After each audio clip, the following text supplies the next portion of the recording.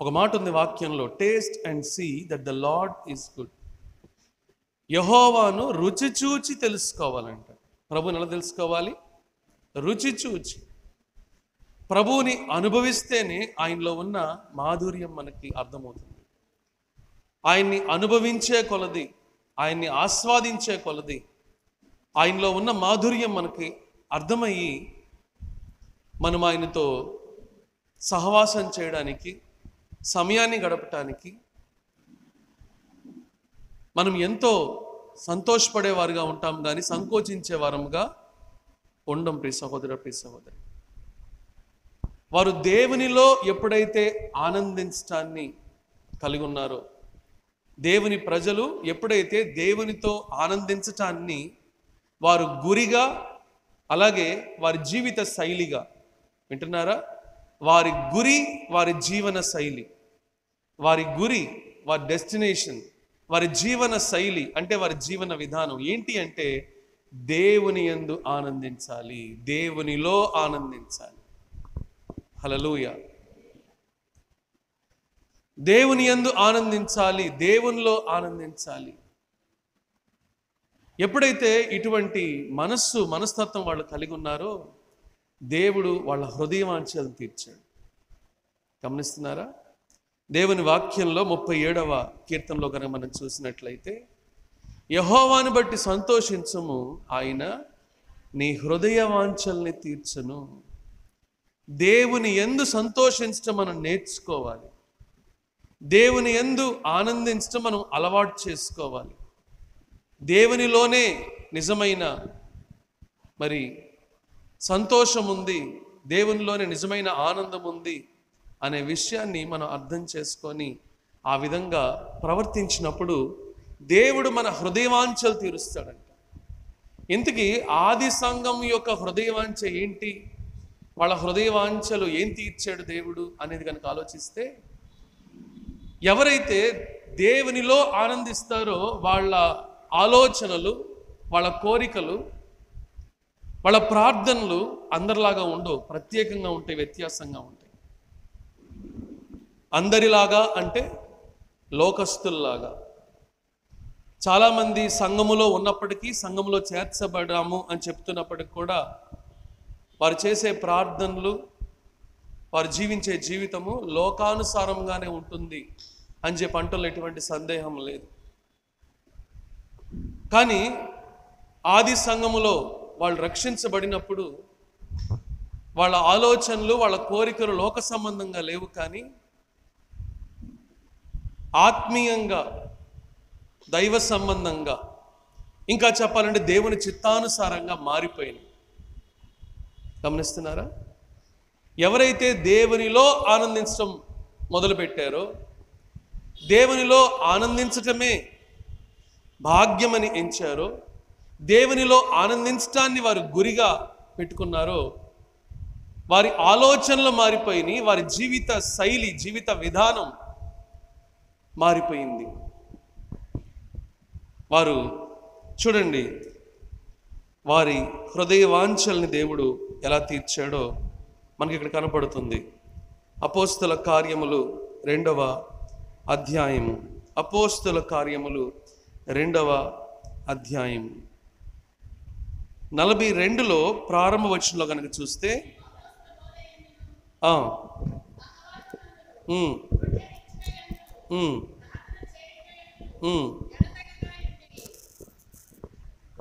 అక్కడ తెలుగులో ఎడతెగక అనే మాట రాయబడింది, ఇంగ్లీష్లో ఎడతెగక అని లేదు. దే డివోటెడ్ అనే మాటకు అర్థము ఆ సమయాన్ని కేటాయించడం. యాక్చువల్గా కేటాయించడం అనే దానికన్నా కూడా పెద్ద పదం అది. ఇంతకుముందు బస్సుల్లో, ఇప్పుడు బస్సుల్లో కాదులే కానీ, ఇంతకుముందు బస్సుల్లో ముందు కొన్ని సీట్లు, వెనకాల కొన్ని సీట్లు ఉంటాయి. అంటే ఇప్పుడు కూడా ఉంటాయిలేండి, ముందు కొన్ని సీట్లు, వెనకాల కొన్ని సీట్లు. అక్కడ ఒక మాట రాయబడి ఉంటుంది, స్త్రీలకు కేటాయించిన సీట్లలో వారినే కూర్చొనిద్దాం, స్త్రీలను గౌరవించటం మన సాంప్రదాయం అని చెప్పేస్తాను ఉంటుంది. అంటే ఈ సీట్స్ ఎవరికి రిజర్వ్ చేయబడి? స్త్రీలకు రిజర్వ్ చేయబడి. అందుకని ధైర్యంగా స్త్రీలు టక్పర్లు లేపుతారు అక్కడ కూర్చోగానే. ఎవరన్నా పొరపాటున కనుక మన పురుషులు కనుక నిలబడినట్లయితే, కూర్చున్నట్లయితే, ఇక్కడ కనిపించట్లేదండి, ఏమని? రిజర్వేషన్ అయిపోయింది ఇక్కడ. ఏం రిజర్వేషను? స్త్రీల రిజర్వేషన్. సో వారికి కేటాయించబడింది. అది మన సాంప్రదాయం అని చెప్పేసి అంటున్నాం, మంచిదే. వీళ్ళు దేనికి కేటాయించారంటే వారి సమయాన్ని, వారి జీవితాన్ని దేవుని కొరకు కేటాయించారు. హల్లెలూయా. దేవుని కొరకు కేటాయించడం నీకు విసుగుదల కాకూడదు ప్రియ సహోదరుడా, ప్రియ సహోదరి. దేవుని కొరకు కేటాయించడం నీకు తలనొప్పి కాకూడదు. దేవుని కొరకు కేటాయించడం నీకు భారము కాకూడదు. దేవుని కొరకు కేటాయించడం నీకు అసంతృప్తిని, అసమాధానాన్ని, విసుగుదలను కలిగించకూడదు. అలా కలిగిస్తుంది అని చెప్పనంటే దేవునిలో ఆనందించటము నువ్వు ఇంకా నేర్చుకోలేదు. దేవునిలో ఎప్పుడు నువ్వు ఆనందిస్తావు అంటే రుచి చూసినప్పుడు ఆనందిస్తావు. అందుకనే వాక్యంలో taste and see, taste and see. Eat స్ట్రీట్లో ఈ పదం మీకు బాగా తెలిసి ఉంటుంది. మీలో చాలామంది పరిచితులు అని చెప్పి అనుకుంటున్నాను నేను. ఆ ఈట్ స్ట్రీట్లో వెళ్తున్నప్పుడు, సార్ ప్లేట్కి 4 కూరలు, ప్లేట్కి 6 కూరలు, ఒక్కసారి టేస్ట్ చూడండి సార్ అని చెప్పేసిందని వాళ్ళు వెళ్తుంటే మనం వద్దన్నా సరే ఇంత దీంట్లో తీసుకొచ్చి టచ్ చేసేలాగా చేస్తారు. నేను టచ్ చేయలేదులే కానీ టచ్ చేసేలాగా చేస్తారు. ఏంటి అని చెప్పినంటే వాళ్ళ ఉద్దేశం ఒక్కసారి కనుక టేస్ట్ చూస్తే వదిలిపెట్టరు. వాళ్ళ నమ్మకం వాళ్ళది. ఒక్కసారి కనుక టేస్ట్ చూస్తే విడిచిపెట్టరు, వస్తారు, మా దగ్గరికే వస్తారు, మా దగ్గరే వచ్చి తింటారు అని చెప్పినాను. కొన్నిసార్లు మీరు షాపింగ్కి వెళ్ళినప్పుడు మీరు గమనించవచ్చు, ముఖ్యంగా క్లాత్ స్టోర్స్లో కనుక మీరు గమనించినట్లయితే తప్ప అంతేస్తాడు, పటాపటా సౌండ్ వస్తుంది. తీసిన తర్వాత ఇది first class sir, first class cotton sir, ఇది చూపిస్తే ఒకసారి టచ్ చేసి చూడండి.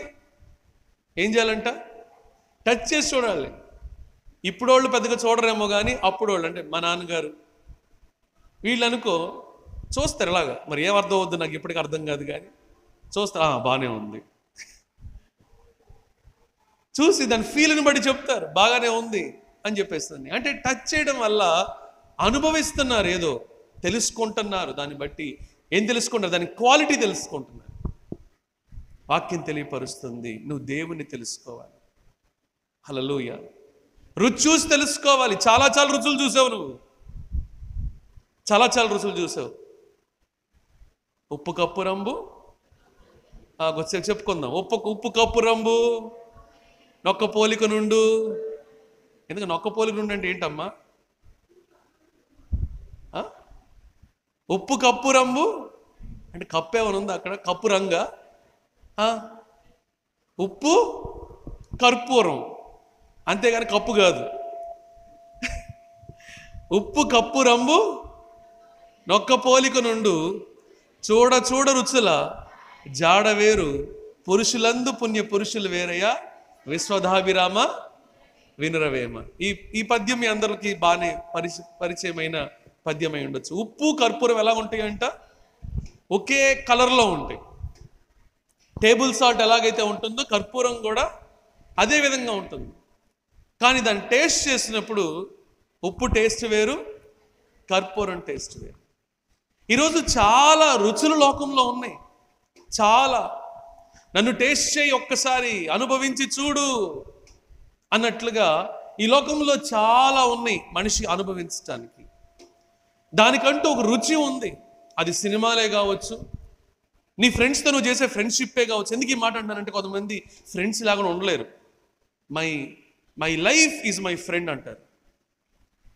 అస్సలు విషయం దగ్గరికి వస్తే కానీ తెలియదు ఫ్రెండ్ ఎంతవరకు ఇదో. అంటే అసలు అందరు చెడు స్నేహితులు ఉంటారని కాదు నా అభిప్రాయం, కానీ చాలా మంది యూస్ చేసుకొని వదిలేసేవాళ్ళు చాలా ఎక్కువ. సో కొంతమంది అంటారు నా ఫ్రెండ్సే నా లైఫ్ అని చెప్పని అంటారు. నా ఫ్రెండ్ కోసం నేను ఏమన్నా చేస్తానని చెప్పి అంటారు. నా ఫ్రెండ్ కోసం నేను అవసరమైతే అది చేస్తాను, ఇది చేస్తానని చెప్పని మాట్లాడతారు. ఇంకొంతమంది సినిమా పిచ్చోళ్ళు ఆ సినిమాల్లోనే వాళ్ళకి ఆనందం ఉందని చెప్పేసి అని దాన్ని ఆస్వాదిస్తూ మరి ఎంత డబ్బులన్నా తగలేసి దాంట్లో ఆనందిస్తూ ఉంటారు.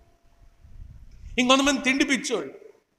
ఇక తిండి పిచ్చోళ్ళు ఏం చేస్తారు? 24 గంటల జీతంలో సగభాగం, 30% దేనికి వెళ్ళుద్ది? చూడ రుచుల అని చెప్పి రుచులు చూస్తూ ఉంటారనమాట. ఆ బండి దగ్గర, ఈ బండి దగ్గర, ఆ కొట్టు దగ్గర, ఈ కొట్టు దగ్గర, అసలు తినొద్దని చెప్పి అనట్లేదు, కానీ అచ్చంగా తినటమే పని పెట్టుకునే వాళ్ళు కూడా చాలామంది ఉంటారు. వీళ్ళు సంపాదించలేరు. గమనిస్తున్నారా? ఎవరికైతే తిండి పట్ల అధికమైన కోరిక ఉంటుందో వీళ్ళు ఉపవాసము చేయలేరు, పని చేయలేరు, ప్రార్థన చేయలేరు, ప్రయోజకులు కాలేరు. అధికంగా తిండి తినేవాళ్ళు, అధికంగా నిద్రపోయేవాళ్ళు దరిద్రులు అవుతారని చెప్పిన వాక్యంలో ఉంది. హల్లెలూయానా? ఎవరండి హల్లెలూయా? ఓకే, మీరు అటుపక్క ఇటుపక్క చూడమాకండి. అధికంగా తిండి తినేవాళ్ళు, అధికంగా నిద్రపోయేవాళ్ళు దరిద్రులు అవుతారు. అధికంగా నిద్రపోవడం అంటే కొంతమంది లేట్గా మెలకుగా ఉండి పగలు లేట్గా లేకపోవడం, అది అది అది కాదు నేను మాట్లాడుతుంది. అసలు ఆ బెడ్ను కోరుకుంటారు, ఆ దిండు కోరుకుంటారు, ఇవన్నీ లేకపోతే చిన్న స్థలాన్ని కోరుకుంటారు. ఇక వేస్తారు, ఇక వేసారంటే మనకి ఇంజిన్ సౌండ్ ఆడుద్ది అనమాట. డగ డగ డగ డగ డగ డగ డగ డగ డగ డగ డగ. తెలుసు కదా ఏం సౌండ్? అందులో కూడా మళ్ళీ రకరకాల సౌండ్లు వేరు. కొంతమంది ట్రాక్టర్ సౌండ్లు, బుల్లెట్ సౌండ్లు,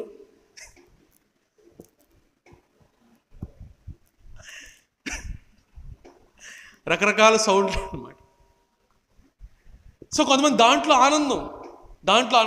ఈరోజు సెలవు దొరికింది, ఏం చేస్తాం? ఏ హోటల్కి వెళ్దాం? ఇదే బయటికి వెళ్ళటం అంటే ఏంటంటే హోటల్కి వెళ్ళటం, లేకపోతే మనకు అసలు పేర్లు కూడా భలే వచ్చినాయి కదా, ఈట్ స్ట్రీట్. ఆ స్ట్రీటే ఈట్ కోసం అంటే తినటం కోసమే ఆ స్ట్రీట్ అనమాట. సో చక్కగా ఏదో ఒక 500 దాచుకొని ఉంటాడు, ఈట్ స్ట్రీట్కి వెళ్తారు. వెళ్ళగానే అదిగో ఆ కబాబ్స్ చాలా బాగున్నాయి, ఇదిగో ఈ ఫలూదా చాలా బాగుంది, ఇదిగో ఒక్క బజ్జీ టేస్ట్ చూద్దాం, లేకపోతే ఈ బిర్యానీ టేస్ట్ చూద్దాం. 500 కాస్తే జిందాబాద్. ఎందుకు? ఆ స్ట్రీట్లో వెళ్ళిన పాపానికి. ఏడ్ స్ట్రీట్లో మనం పిలుస్తూ ఉంటుంది ఈట్ స్ట్రీట్ అని చెప్పేసి. గమనిస్తున్నారా? కొంతమంది తిండిలో ఆనందిస్తూ ఉంటారు. అంటే తిండి తినొద్దని కాదు, తిండిలో ఆనందించొద్దని కాదు, అంటే అధికంగా దానికోసం సమయాన్ని వెచ్చించటం. 100 రూపాయలు సంపాదిస్తే కొంతమంది 80 రూపాయలు బిర్యానీ కోసం తగలేస్తారు. ఈ సంపాదన ఎంత? సంపాదనలో నువ్వు ఎంత తిండి ఖర్చు పెడతావు? అది మనకు ఇంట్రెస్ట్ని తెలియపరుస్తుంది. అంటే నీకు అంత కోరిక ఉందన్నమాట దాని పట్ల. ప్రియ సహోదర, వాక్యంలో ఒక మాట రాయబడి ఉంది.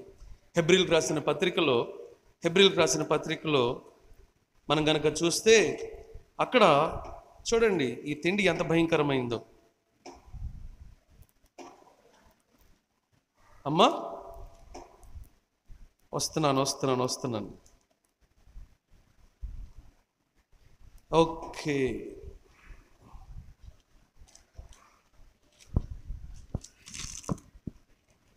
ఒక్క పూట కూటి కొరకు తన జ్యేష్ఠత్వ హక్కు అమ్మిన వ్యభిచారి అయిన భ్రష్టుడైన ఏసావు వంటి వారుగా మీరు ఉండొద్దని చెప్పేసినని వాక్యం తెలియపరుస్తుంది. ఆ మాట కోసమే ఓకే 12వ అధ్యాయం 16వ వచనం చూడండి ఒకసారి. ఒక పూట కూటి కొరకు తన జ్యేష్ఠత్వపు హక్కును. ఒక్క పూట కూటి కొరకు. కూటికి అని చెప్పానంటే కూడంటే తినే ఆహారం. ఒక పూట కూటి కోసం అంటే అక్కడ కేవలం ఒక పూట కోసం అని కాదు కానీ అర్థం, తిండి పట్ల ఆ వ్యక్తి చూపించిన శ్రద్ధ, తిండి పట్ల ఆ వ్యక్తి చూపించిన ఆసక్తి, తిండి పట్ల ఆ వ్యక్తి వెల చెల్లించడానికి సిద్ధపడిన విధానం, అక్కడ అది ప్రాబ్లం. ఒక్క పూట కూటి కోసం ఏం చేశాడంటే అండి, తన జ్యేష్ఠత్వపు హక్కుని అమ్మి వేశాడంట. అంటే తిండికి ఉన్న పవర్ ఏంటి? దేవుడు నీకు ఇచ్చిన గొప్ప ప్రివిలేజెస్ని వదులుకునేటట్లుగా చేస్తాడు. దేవుడు నీకు ఇచ్చిన గొప్ప దీవెనలను నువ్వు కోల్పోయే విధంగా చేస్తావు. కొంతమంది చూడండి ఉపవాసం చేయలేరు. ఎందుకు చేయలేకపోతున్నావు ఉపవాసం? ఉపవాసం శరీరానికి సంబంధించింది కాదు, ఉపవాసం మనస్సుకు సంబంధించింది. నువ్వు చెయ్యలేను అనుకుని నువ్వు చేయలేవు, నేను చెయ్యాలి అనుకుని నువ్వు చేస్తావు. హల్లెలూయా.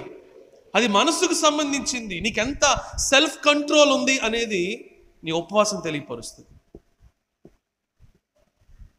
దేవుడిచ్చిన హక్కు, జ్యేష్ఠత్వ హక్కు అనేది దేవుడిచ్చిన హక్కు. అలాంటి హక్కును కూడా యూటిలైజ్ చేసుకోనివ్వకుండా ఆ జ్యేష్ఠత్వ హక్కుని అమ్మేసుకున్నాడు. ఎవరు? ఏశావు. ఆ జ్యేష్ఠత్వ హక్కుని తీసి అవతల పడేశాడు. దేనికోసం? చికెనో మటనో అనుకుంటే అది కూడా కాదు. అది ఏం కూర? ఏం కూర అమ్మా? శనక్కాయ కూర, ములక్కాయ కూర. కాస్త చెప్పండి, మన తెలుగులో ఏమనుందో నాకు తెలియదు, చెప్పండి. కలగూర. కలగూర కలగూర మరి ఏమేమి ఇంగ్రీడియంట్స్ మరి యాకోబు గారు కలిపారో మనకు తెలియదు, కానీ మొత్తానికి మంచి సువాసనలు తీసుకొచ్చాడు. చూడండి, ఎప్పుడన్నా కొన్ని డీమార్ట్ లాంటి వాటికి వెళ్ళండి, వెళ్ళినప్పుడు ఆ కౌంటర్ దగ్గర సువాసన వస్తూ ఉంటుంది. ఏంటంటే వాడు అమ్ముతూ ఉంటాడు బయట ఆ పేలాలు, వాటిని తీసుకొచ్చి ఏసీ ఫ్యాన్ దగ్గర పెడతాడు. ఆ స్మెల్ కాస్త ఎక్కడికి వస్తుంది? షాపింగ్ చేసే వాళ్ళ దగ్గరికి వస్తుంది. ఇక ఇంట్లో మొదలేస్తారు, మన వాళ్ళు ఉంటారుగా, అమ్మ నాకు అది కావాలి, అమ్మ నాకు ఇది కావాలి అని చెప్పేసిందని వాళ్ళ కోసం స్పెషల్గా ఈ వాసనలు పెడతారండి.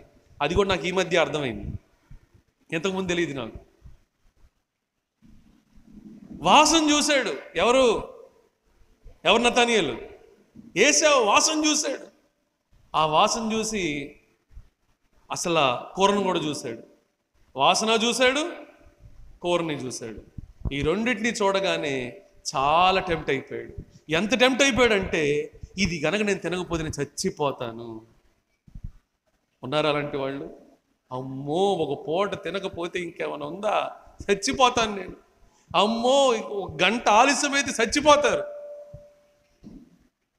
అంటే నీకేం కంట్రోల్ లేదు, నీ మీద నీకు కంట్రోల్ లేదు. ప్రియ సహోదరుడా, ప్రియ సహోదరుడు, నీ మీద నీకు కంట్రోల్ లేదు.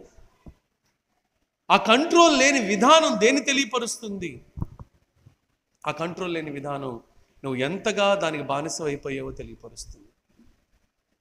నాకు ఆశ్చర్యం, ఇప్పుడు కూడా ఒకసారి లాస్ట్ ఇయరో అంతకుముందు ఇయరో అనుకుంటా, ద్వారకా గారు చెప్పినప్పుడు నేను ఏమీ తినకుండా 3 రోజులు ఉంటానయ్యా, ఉపవాస ప్రార్థన చేస్తానయ్యా అని చెప్పానంటే నేను భయపడ్డాను ముందు, ఆవిడేమో కానీ ఇవిడు ఎలా చేయగలరా అసలు అని చెప్పేసి అనుకున్నాను. కానీ ఆవిడకున్న నిగ్రహ శక్తి, మొన్న 40 రోజుల ప్రార్థన అప్పుడు కూడా నేను మధ్యాహ్నం తీసుకుంటానయ్యా చాలు దేవుడు నిలబెడతాడని చెప్పని.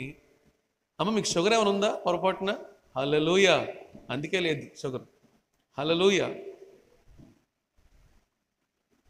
ఆవిడ 40 రోజులు అలా ఉన్నారు. ఏంటంటే నిగ్రహ శక్తి, సెల్ఫ్ కంట్రోల్ అని చెప్పని అంటారు. ఆ మనస్సు ఎవరికి లేదు? ఏశావుకు లేదు. మరి ఏ మనసు వచ్చింది? ఆ మనసు లేకపోతే ఆ తిండి కోసం ఏమైనా చేసేయాలి. చాలామంది సంపాదించుకోలేకపోవడానికి ఒక కారణం ఏంటంటే తిండి. వింటున్నారా? చాలామంది సంపాదించుకోలేకపోవడానికి తిండి, ఆయిల్ ఇలాంటివన్నీ కూడా ఎక్కువగా వాడుతూ ఉంటారు. ఇది హెల్త్కి మంచిది కాదు, వెల్త్కి మంచిది కాదు, మన ఆరోగ్యానికి మంచిది కాదు, అలాగే మన ఆర్థిక పరిస్థితికి కూడా మంచిది కాదు. ఆ తిండి ఏం చేసింది తన్ని అని చెప్పనంటే, జ్యేష్ఠత్వ హక్కుని అమ్మేసుకునేలాగా చేసింది. గమనిస్తున్నారా? అంటే తిండి మంచిదే, కానీ ఆ తిండినే ప్రేమించినప్పుడు, ఆ తిండి కొరకు మనం జీవించినప్పుడు, ఆ తిండి కోసం మనం చాలా వెల చెల్లించాల్సి ఉంటుంది. ఈ తిండి ఇంకా ఎంత భయంకరమైందంటే, మరి ఎందుకో తిండి గురించి చెప్పిస్తున్నాడు ప్రభు. అపోస్తల కార్యములు 6వ అధ్యాయంలో కనుక మనం చూస్తే, అపోస్తల కార్యములు 6వ అధ్యాయము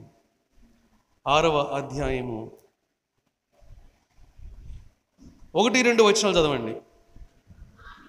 ఆ దినములలో శిష్యుల సంఖ్య విస్తరించుచున్నప్పుడు, ఆ దినములు ఏ దినములలో?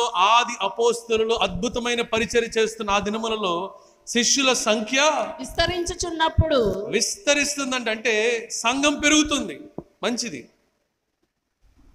సంఘం అభివృద్ధి చెందుతుంది, మంచిది. సంఘం ఆశీర్వదించబడుతుంది, మంచిది. కానీ అటువంటి సమయంలో ఒక ప్రాబ్లం వచ్చిందంట. ఆ ప్రాబ్లం ఏంటో, ఆ ప్రాబ్లం దేని వల్ల చూద్దాం. అనుదిన పరిచర్యలో అనుదిన పరిచర్యలో తమలోని విధవరాండ్రను చిన్న చూపు చూచిరని హెబ్రీయుల మీద గ్రీకు భాష మాట్లాడు యూదులు సణుగసాగిరి. ఏం చేశారంట? సణుగసాగిరి. తెలుగులో క్లారిటీ ఇవ్వలేదు, ఇంగ్లీష్లో క్లారిటీ ఉంది, నేను చెప్తాను.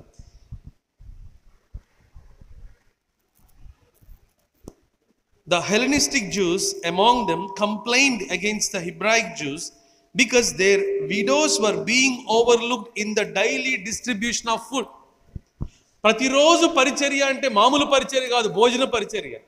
ఏ పరిచర్య? భోజన పరిచర్య. అంటే వాళ్ళు భోజనం కూడా కలిసి చేస్తున్నారు. వాళ్ళకి ప్రాబ్లం ఎక్కడొచ్చిందంటే ఆ భోజనాన్ని అందించే విషయంలో. ఇదిగో కిరణ్కి పెద్ద మొక్కలు వేస్తున్నారు, నాకు చిన్నది వేశారు. కిరణ్కి రెండు ములక్కాయలు వేశారు, నాకు ఒకటే వేశారు. జాన్పాలకు 3 దోసకాయలు పడి, నాకు ఒకటే మొక్క పడి. ఏంటిదంతా కూడా తిండి విషయంలో డిఫరెన్సెస్. చూడండి, పెళ్ళిళ్ళు కలండి, పెళ్ళిళ్ళలో గొడవలు అవుతాయండి, మామూలు గొడవలు అవ్వవు, అసలు కొట్టేసుకుంటారు. ఏమిటయ్యా అని చెప్పి వచ్చేసరికి పక్కగా జరిపి ఇద్దరిని ఒకసారి మైక్ తీసుకెళ్ళి నీ ప్రాబ్లం ఏంటి అని చెప్పి అడిగితే అలా అంటారు, ఆడికి ఎక్కువ వేసాడండి, నాకు తక్కువ వేసాడండి. వాళ్ళోళ్ళనే వేసుకున్నారు, మా వాళ్ళనే తక్కువ చూపు చూస్తున్నారు.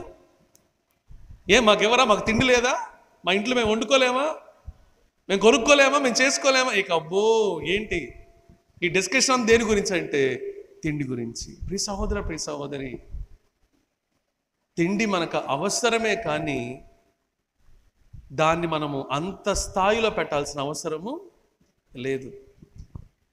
నేను వెళ్ళే సంఘంలో రిట్రీట్ జరుగుద్ది, మాకు రిట్రీట్ జరుగుద్ది, ఎవ్రీ ఇయర్ రిట్రీట్ జరుగుద్ది, 10 days రిట్రీట్ జరుగుద్ది.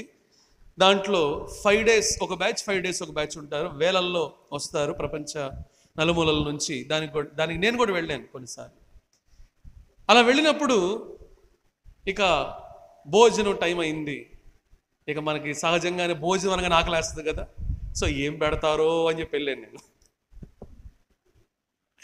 ఏం పెడతారో అని చెప్పి వెళ్తే అక్కడ ఆ చుట్టుపక్కల పొలంలో, అంటే మా సంఘానికి సంబంధించిన ఆ పొలంలో పండించిన ఆ బియ్యంని తీస్తున్నారు మనోళ్ళు. ఎలాగుంది అది? మామూలుగా లేదు, మన ఇంట్లో మనం చేసుకునేలాగా లేదు. అది చాలా కలర్ డిఫరెంట్గా ఉంది, మెత్తగా ఉంది, చాలా ఇదిగా ఉంది. వేశారు. ఆ తర్వాత పక్కన ఇంకొక పెద్ద ఇదేదో ఉంది, ఆ పాత్రలో నుంచి ఎలా తీసి అలా పోస్తున్నారు. నాకు ఈ రోజుకి అర్థం కాదు ఏంటంటే అది సాంబారా, అది రసమా, లేకపోతే ఇంకేదైనా పదార్థమా, నాకు ఈరోజు కూడా అర్థం కాలేదు. కానీ రుచిగా మాత్రం ఉంది. హల్లెలూయా, హల్లెలూయా. వింత ఏంటంటే నా సాక్ష్యం, ఒక్కళ్ళు కూడా దాని గురించి సనగటం నేను వినలేదు ఇంతవరకు. హల్లెలూయా, హల్లెలూయా. అక్కడికి వచ్చిన వాళ్ళు ప్రార్థన చేసుకోవడానికి వచ్చారు, ప్రార్థన చేసుకోవడం ఎంతో కొంత అవసరం కాబట్టి తిన్నారు. కానీ ఆ తిండి మీద కామెంటరీలు లేవు. ఏంటి ఈ బియ్యం సైజ్ ఎంత, ఈ బియ్యం కలర్ ఎంత, ఈ బియ్యం క్వాలిటీ ఎంత, ఇవన్నీ డిస్కషన్స్ లేవు. డిస్కషన్ ఏంటి అంటే ప్రభు నీతో ఏం మాట్లాడాడు ఈరోజు. హల్లెలూయా, హల్లెలూయా. ప్రభు నీతో ఏం మాట్లాడు ఈరోజు? ప్రభుని దర్శించాడా? భోజనం చేస్తానే ఉంటారు, పక్కన మాట్లాడుకుంటారు. తమ్ముడా, ప్రభు నీతో మాట్లాడా? ప్రభు నీకు వాగ్దానం ఇచ్చాడా? ప్రభు నీ జీవితాన్ని నీకు తెలియపరిచాడా? నువ్వు రక్షణ పొందాలని చెప్పి అనుకుంటున్నావా అని చెప్పినని ఒకళ్ళతో ఒకళ్ళు మాట్లాడుకుంటున్న విధానం చూసి నేను చాలా వ్యక్తిగతంగా నేర్చుకున్నాను.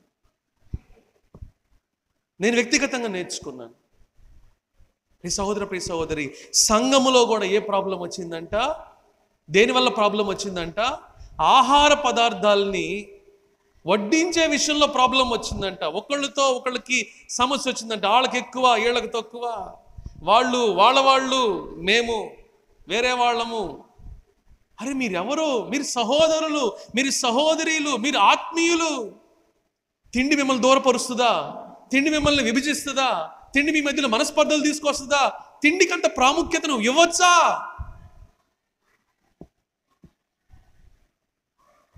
డబ్బును కానీ తిండిని కానీ ఎక్కడ పెట్టాలో అక్కడ పెట్టాలి.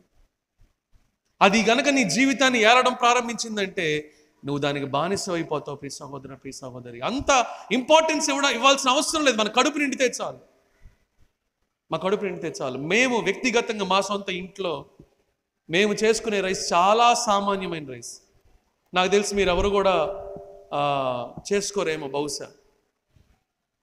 మా ఇంట్లో వ్యక్తిగతంగా మేము చేసుకునేది, నేను అందులో తినేది ఇంత అన్నం, ఇంత. మా ఆవిడికి చాలా ఏమంటారు దాన్ని, చాలా పని తక్కువ అనమాట ఈ విషయంలో. చాలా టేస్టీగా చేస్తుంది తను, కానీ మరి హెల్త్ పరంగా కానీ లేకపోతే మరి జాగ్రత్తగా ఉండడానికి కావచ్చు. సో ఫుడ్ అలా తీసుకుంటాం. ఫుడ్ అవసరమే మనందరికీ, కానీ అదే ప్రాముఖ్యమైంది అవ్వడానికి వీల్లేదు. యేసేపు ఏం చేశాడు, తన జ్యేష్ఠత భక్తుని అమ్మేసుకున్నాడు. కొన్ని కుటుంబాల గురించి నాకు తెలుసు. ఉదయం అంతా కష్టపడతారు, 100 రూపాయలు సంపాదిస్తారు, నైట్కి బిర్యానీ పొట్లం తెచ్చుకుంటారు. నువ్వు ఎంత సంపాదించావు రోజంతా? ఎంత సంపాదించావు? 100 రూపాయలు. బిర్యానీ పొట్లం ఎంత? 100 రూపాయలు. ఏం మిగిలింది నీకు? ఏం మిగిలింది నీకు? ఏమన్నా మిగిలిందా? కూడబెట్టుకో, ఎప్పుడన్నా ఒకసారి తిను, తప్పలేదు. కానీ దానికోసమే నీ డబ్బును వెచ్చిస్తే, దానికోసమే నీ సమయాన్ని వెచ్చిస్తే, దానికోసమే నీ బలాన్ని వెచ్చిస్తే, దానివల్ల నువ్వు చాలా నష్టపోతావు ప్రియ సహోదర, ప్రియ సహోదరు. అందుకనే మీలో ఎవడైనను ఏశావు వంటి వ్యభిచారి అయినను భ్రష్టుడైనను ఉండకుండా జాగ్రత్త పడండి, జాగ్రత్త పడండి. ఆది సంఘంలో ప్రాబ్లం వచ్చిందండి, ఆది సంఘంలో ప్రాబ్లం వచ్చిందండి. డివైడ్ అయిపోయారు ఇద్దరు. ఒకళ్ళేం గ్రీక్స్ ఉన్నారు, ఇంకొకళ్ళేం యూదులు ఉన్నారు. యూదులకి గ్రీక్స్కి మామూలుగానే పడదు. వింటున్నారా? ఇక్కడ మన దేశంలో ఎలాగైతే కులాలు ఉన్నాయో అక్కడ కూడా మరి యూదులు చాలా సుపీరియర్, అంటే చాలా గొప్పవాళ్ళుగా తమను తాము చెప్పుకుంటూ ఉంటారు. మేము గొప్పవాళ్ళము, నిజమైన దేవుడిని మేము ఎరిగిన వాళ్ళం అని చెప్పుకుంటూ ఉంటారు. గ్రీక్స్ ఎవరు అని చెప్పనంటే అన్యులు. అన్యుల్ని ఒక విధంగా అంటరాని వాళ్ళుగా చూసేవాళ్ళు. ఎవరు? యూదులు గ్రీక్స్ని అంటరాని వాళ్ళుగా చూసేవాళ్ళు. అది ఎక్కడ దాపురించింది? సంఘంలో కూడా దాపురించింది, సంఘంలో కూడా వచ్చింది. ఈరోజు సంఘాల్లో కూడా కొన్ని చోట్ల మీ కులంలోనే మేము చేసి పెడతాము, సో అండ్ సో, పేరు చెప్పనులే కానీ, so and so matrimonial, so and so matrimonial ఉంది. ఈరోజు రేపు కూడా ఉంది ప్రోగ్రామ్ ఎక్కడో విజయవాడలోనే. పేరెందుకులే అమ్మా, కావాలని చెప్పట్లేదు నేను. మీ కులములోనే, మీకు అందుబాటులోనే, మీకు కావాల్సిన వరుణ్ణి, కావాల్సిన వధువుని, ఏ క్వాలిఫికేషన్ కావాలంటే ఆ క్వాలిఫికేషన్, ఏ కులంలో కావాలంటే ఆ కులము, ఏ కలర్ కావాలంటే ఆ కలరు. ఎక్కడ సంఘములో సిగ్గులేదు? సిగ్గులేదండి మనకి? సంఘములో ఉంటా మనము కులాల వారీగా విభజించబడతా ఉంటే అది సంఘానికి ఎంత సిగ్గుచేటండి. దయచేసి మీ పిల్లల వివాహాల విషయంలోకి వచ్చినప్పుడు ఇలాంటి ప్రశ్నలు మాత్రం వేయమాకండి. మీ పిల్లల వివాహాలకు వస్తే అవతల వాళ్ళది ఏం కులం అంట, మందేనా? మళ్ళీ అడుగుతారు కొంతమంది ఇండైరెక్ట్గా, మందేనా? అసలు ఏదై ఉంటుందంట? ఇండైరెక్ట్గా తెలుసుకోవడానికి ఎంత తాపత్రయపడతారు. ఎందుకు నీ తాపత్రయం? ఎందుకు నీ తాపత్రయం? నువ్వు ప్రభువునందు విశ్వాసం ఉంచావు, నీ కులం ఎక్కడది అసలు? నువ్వు ప్రభువునందు విశ్వాసం ఉంచావంటే నీ కులము ఆ రోజే చచ్చిపోయింది. You do not belong to any cost. నువ్వు క్రైస్తవులు అనే కులం నీది. హల్లెలూయా, హల్లెలూయా, హల్లెలూయా. మీ అందరికి కాదులేండి, ప్రత్యేకమైన హల్లెలూయా, హల్లెలూయా. గమనిస్తున్నారా? ఈ సంఘం డివైడ్ అయిపోయిందండి. ఈ సంఘం డివైడ్ అయిపోయింది. దేన్ని బట్టి? తిండిని బట్టి డివైడ్ అయిపోయింది. అప్పుడు ఏం జరిగిందో చూడండి ఒకసారి. ఏం జరిగిందంటే అప్పుడు తమలోని విధవరాండ్రను చిన్న చూపు చూచిరని హెబ్రీయుల మీద. ఏ విషయంలో చిన్న చూపు? తిండి విషయంలో చిన్న చూపు. భోజనాల్లో కొన్ని చోట్ల, పెళ్లి భోజనాల్లో ముఖ్యంగా చూడండి, వడ్డించాడు మనోడేనా, మనకు తెలిసినోడేనా? ఒక మాట చెప్పు, ఎందుకన్నా మంచిది, నా దగ్గర రాగానే కొంచెం చూసుకోమని చెప్పు అనగానే మనోళ్ళు అసలు అంత ఇన్ఫర్మేషన్లు పాస్ అయిపోతాయి. దీంట్లో కూడా రికమెండేషన్లు అనమాట. రే వాడు మనోడే, వాడికి వస్తుంది 2 ముక్కలు ఎక్స్ట్రా. ఎప్పుడు అడిగితే అప్పుడు చూసుకో, జాగ్రత్త చూసుకో, ఇంకో 2, 4. ఆ పక్కనోడు పాప లొట్టలు వేసుకుంటూ చూస్తూ ఉంటాడు,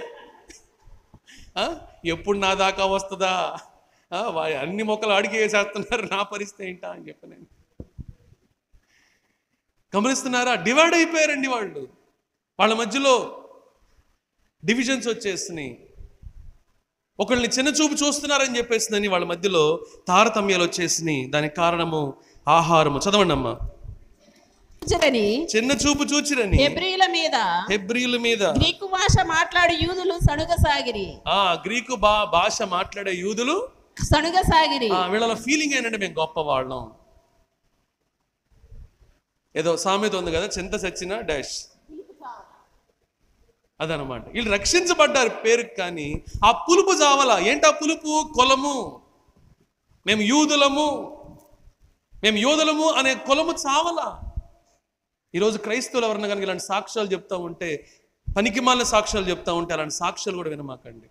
కొంతమంది ఎంత జాగ్రత్త పడతారో వాళ్ళ కులాన్ని హైలైట్ చేయడానికి. ఇక్కడ సాక్ష్యం చెప్పే దాంట్లో చాలా జాగ్రత్తగా చెప్తారు. మేమండి ఫలానా దానికి చెందిన వాళ్ళమండి, ఫలానండి. ప్రభు ఏం చేశాడో చెప్పయ్యా, ప్రభు ఏం చేశాడో చెప్పు. దాంట్లో కూడా గర్వము. గమనిస్తున్నారా ప్రియ సహోదర, ప్రియ సహోదరి? చదవండి అమ్మా. అప్పుడు 12 అపోస్తలులు తమ యొద్దకు శిష్యుల సమూహమును పిలిచి మేము దేవుని వాక్యము బోధించుట మాని ఆహారము పంచిపెట్టుట యుక్తము కాదు. అంటే ఇష్యూ ఎక్కడ దాకా వచ్చింది? సేవకుల దాకా వచ్చింది. అంటే ఎంత బీభత్సమైందో చూడండి అక్కడ. ఆ సంఘములో ఇష్యూ ఎంత పెద్దది అవ్వకపోతే అపోస్తుల దాకా వచ్చింది. అపోస్తులు చాలా బాధపడుతున్నారు. అరే, ఈ పరిచర్య తిండి పరిచర్య, ఈ పరిచర్య పెట్టింది ఎందుకు? దేవుడు తిండిని మనకు అనుగ్రహిస్తుంది, ఆ తిండి తిని మరింత ప్రార్థన చేయమని, ఆ తిండి తిని సంతోషంగా దేవుని స్తుతించమని. అంతేగాని దాని గురించి మీరు గొడవలు పెట్టుకుంటారా అని అపోస్తులు ఏమంటున్నారు? మేము వాక్యం మానేసి ఇక ఈ పని చేయమంటారా? చదవండి. కాబట్టి సహోదరులారా ఆత్మతోను జ్ఞానముతోను నిండుకొని మంచి పేరు పొందిన 7 మనుషులను మీలో ఏర్పరచుకొనుడి. మేము వారిని ఈ పనికి నియమింతుము. హల్లెలూయా. ఎలాంటి వారిని చదవండి. అయితే ఇప్పుడు చదివారు కదా, అదే ఆత్మతోను జ్ఞానముతోను నిండుకొని మంచి పేరు. కొంతమంది ఆత్మీయులు అని చెబుతారు, మంచి పేరు ఉండదు. ప్రార్థనాపరులు అని చెబుతారు, మంచి పేరు ఉండదు.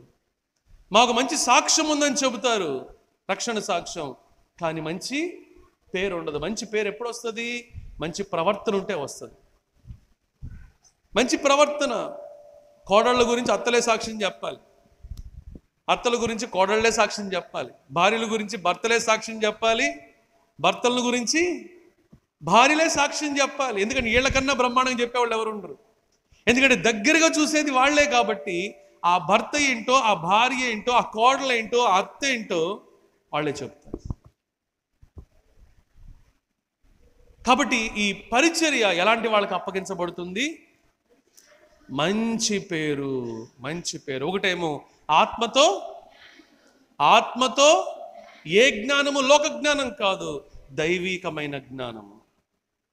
నువ్వు ఏ పని చేయడానికన్నా సరే దైవికమైన జ్ఞానం కావాలి. ఏ పని చేయడానికన్నా సరే, చివరి నువ్వు చాపలేయడానికన్నా సరే, బాత్రూమ్స్ కడగడానికన్నా సరే, లేకపోతే పార్కింగ్ అయినా సరే, లేకపోతే ఆహారం అయినా సరే, అది ఏదైనా సరే, దేవుడికి అప్పగించిన ఏ పనైనా సరే, నీకు ముందు దైవికమైన జ్ఞానం కావాలి. దైవికమైన దృష్టితో చూసే మనసు కావాలి. అందరినీ నా సొంత సహోదరులు, నా సొంత సహోదరీలు, నా బిడ్డలు అనే భావన రావాలి. ఎప్పుడు వస్తుందంటే దైవికమైన జ్ఞానము నీ నరనరాల్లో ఇంకినప్పుడు వస్తుంది. గమనిస్తారా అండి? ఆత్మతోను జ్ఞానముతోను నిండుకొని మంచి పేరు పొందిన. మంచి పేరు. ఏమని చెబుతున్నారు నీ గురించి? నీ ఇంటి పక్కన వాళ్ళు ఏమని చెబుతున్నారు నీ గురించి? మన చుట్టుపక్కల వాళ్ళు ఏమని చెబుతున్నారు మన గురించి?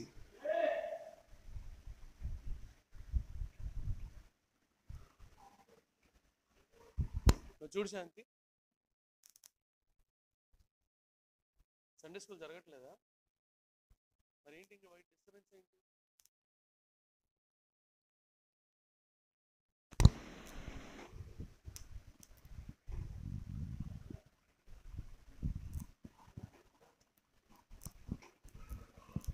వాక్యం చెప్పడానికి ఎంత ఇబ్బంది ఉందో తెలుసా?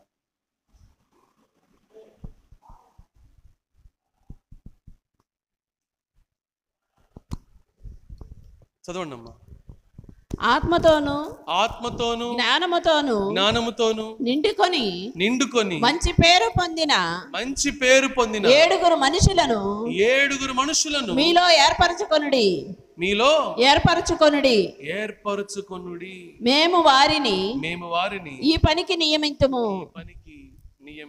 అమ్మా మైక్ పని చెక్ చెక్.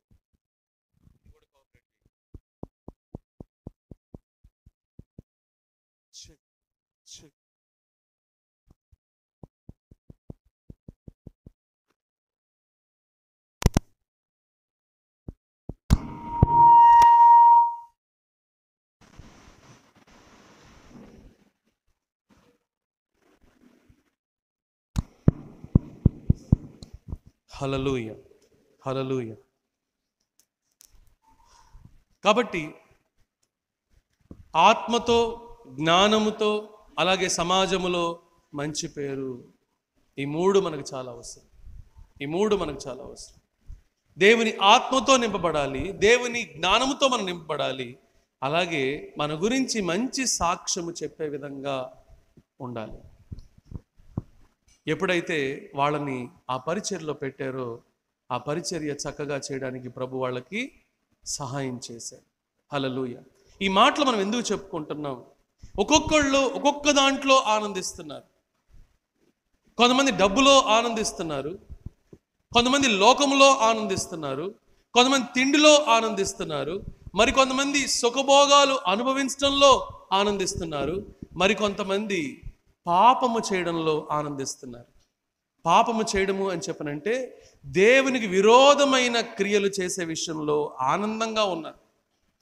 వాక్యం అలాంటి వాళ్ళ గురించి చెప్పిన మాట ఏమిటంటే 14వ కీర్తనలో ఈ విధంగా రాయబడింది. ఒకసారి చూడండి. 14వ కీర్తన 1వ వచనము. దేవుడు లేడని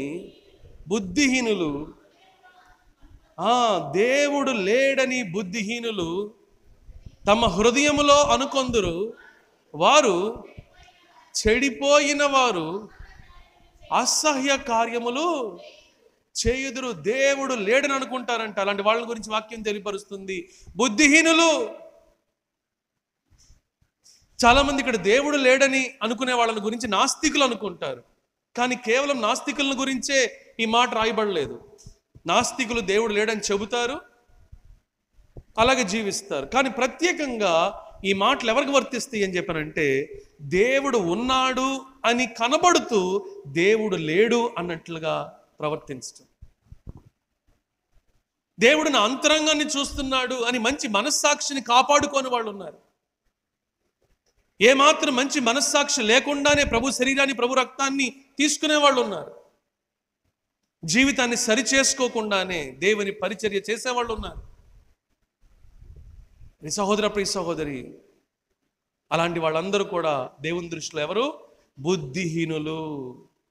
వీళ్ళకి లోకం పట్ల రుచి చూడటం తెలిసింది, కానీ అవిధేయమైన కార్యములు రుచి చూసి దాంట్లో ఆనందించడం తెలిసింది, కానీ దేవుడు అంటే ఏంటో, దేవుని వాక్యం అంటే ఏంటో, దేవుని శక్తి ఏంటో, దేవుని మనస్సు ఏంటో వీళ్ళకి తెలియలేదు. ప్రియ సహోదరి, దేవుని రుచి చూడటము అని చెప్పనంటే దేవుని అనుభవించాలి. ఎంతమంది ఇక్కడ ఉన్న వాళ్ళు వేడిని అనుభవిస్తున్నారు? రెండు చేతులు ఎత్తున్నారు.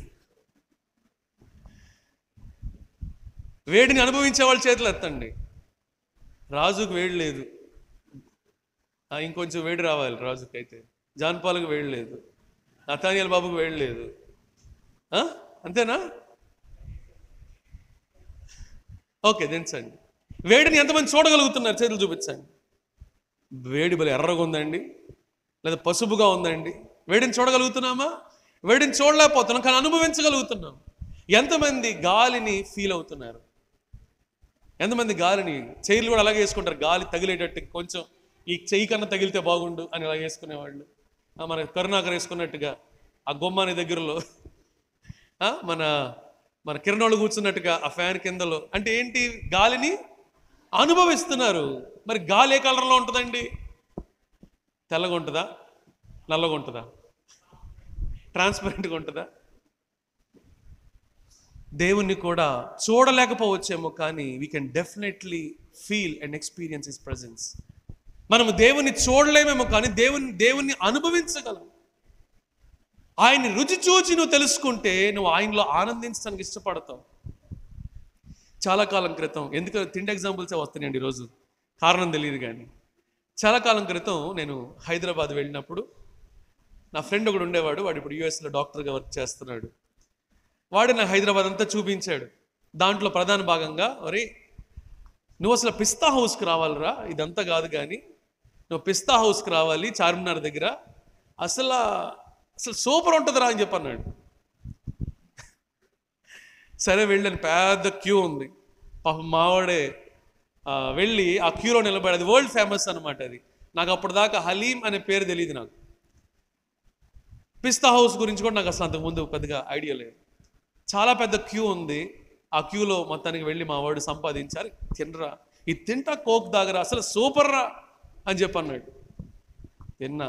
రెండు మూడు ఏంటయ్యి స్పూన్స్, 2-3 స్పూన్స్ పెట్టుకోగానే, ఎవరి బాబు వద్దురా నాకు, నువ్వే తిని అని చెప్పేస్తాను. ఆ తర్వాత ఇంకోసారి తీసుకెళ్ళాడు. అరే ఒక్క స్పూన్ ట్రై చేయరా అని చెప్పన్నాడు. ఒక స్పూన్ తిన్నాను. అరే కొంచెం బాగానే ఉన్నట్టుంది, 2వ స్పూన్ కూడా ట్రై చేద్దాం అని చెప్పాను. అరే బాగానే ఉన్నట్టుంది, నాకు కూడా తీసుకోరా ఇంకోటి. సో అప్పుడు పట్టిందండి హలీము. ఈ మాట ఎందుకు చెబుతున్నాను అని చెప్పనంటే, నువ్వు దేవుణ్ణి తెలుసుకునే కొలది, దేవుని దగ్గరికి వచ్చే కొలది, ఒక్కొక్కటి దేవునిలో ఉన్న విషయాలు నువ్వు తెలుసుకునే కొలది, అనుభవించే కొలది, ఆ మాధుర్యము మాటల్లో వివరించలేవు, మాటల్లో వర్ణించలేవు. హల్లెలూయా, హల్లెలూయా. ఈ సహోదరుడు, ఈ సహోదరి, ఈరోజు మనము దేవుణ్ణి అనుభవిస్తున్నామా? దేవుణ్ణి అనుభవించి ఆస్వాదించి తెలుసుకుంటున్నామా? దేవుని వాక్యంలో 19వ కీర్తనలో ఈ విధంగా రాయబడి ఉంది. 19వ కీర్తన దేవుని వాక్యం ఎటువంటిదంట? జుంటె తేనె ధారల కన్నా మధురమైనది, అవి బంగారము కంటెను విస్తారమైన మేలిమి బంగారము కంటెను, హల్లెలూయా, కోరదగినవి. తేనె కంటెను, జుంటె తేనె ధారల కంటెను మధురమైనవి. హల్లెలూయా, హల్లెలూయా. ఒకటేమో రుచితో పోల్చాడు, రెండోది ఐశ్వర్యంతో పోల్చాడు. మనిషి కూడా రెండింటినే కోరుకుంటాడు. ఒకటి రుచి, 2 ఐశ్వర్యము. నీకు దేవునికన్నా రుచికరమైనది ఏదీ లేదు. అందుకనే దేంతో పోల్చబడింది అది? తేనె కంటెను, జుంటె తేనె కంటెను. తేనెలో కూడా జుంటె తేనె చాలా మధురంగా ఉంటుందంట.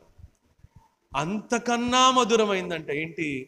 దేవుని వాక్యం. హల్లెలూయా, హల్లెలూయా. నీ వాక్యమే బ్రతికించెను, బాధలలో నెమ్మదినిచ్చెను. నీ వాక్యమే నన్ను బ్రతికించెను, బాధలలో నెమ్మదినిచ్చెను. కృపాశక్తి దయా సత్య సంపూర్ణుడా, వాక్యమై ఉన్న యేసు. హృదయమంతటితో పాడదామా? కృపాశక్తి దయా సత్య సంపూర్ణుడా, వాక్యమై ఉన్న యేసు వందనమయ్యా. నీ వాక్యమే నన్ను బ్రతికించెను బాధలలో. పాల వంటిది జుంటె తేనె వంటిది,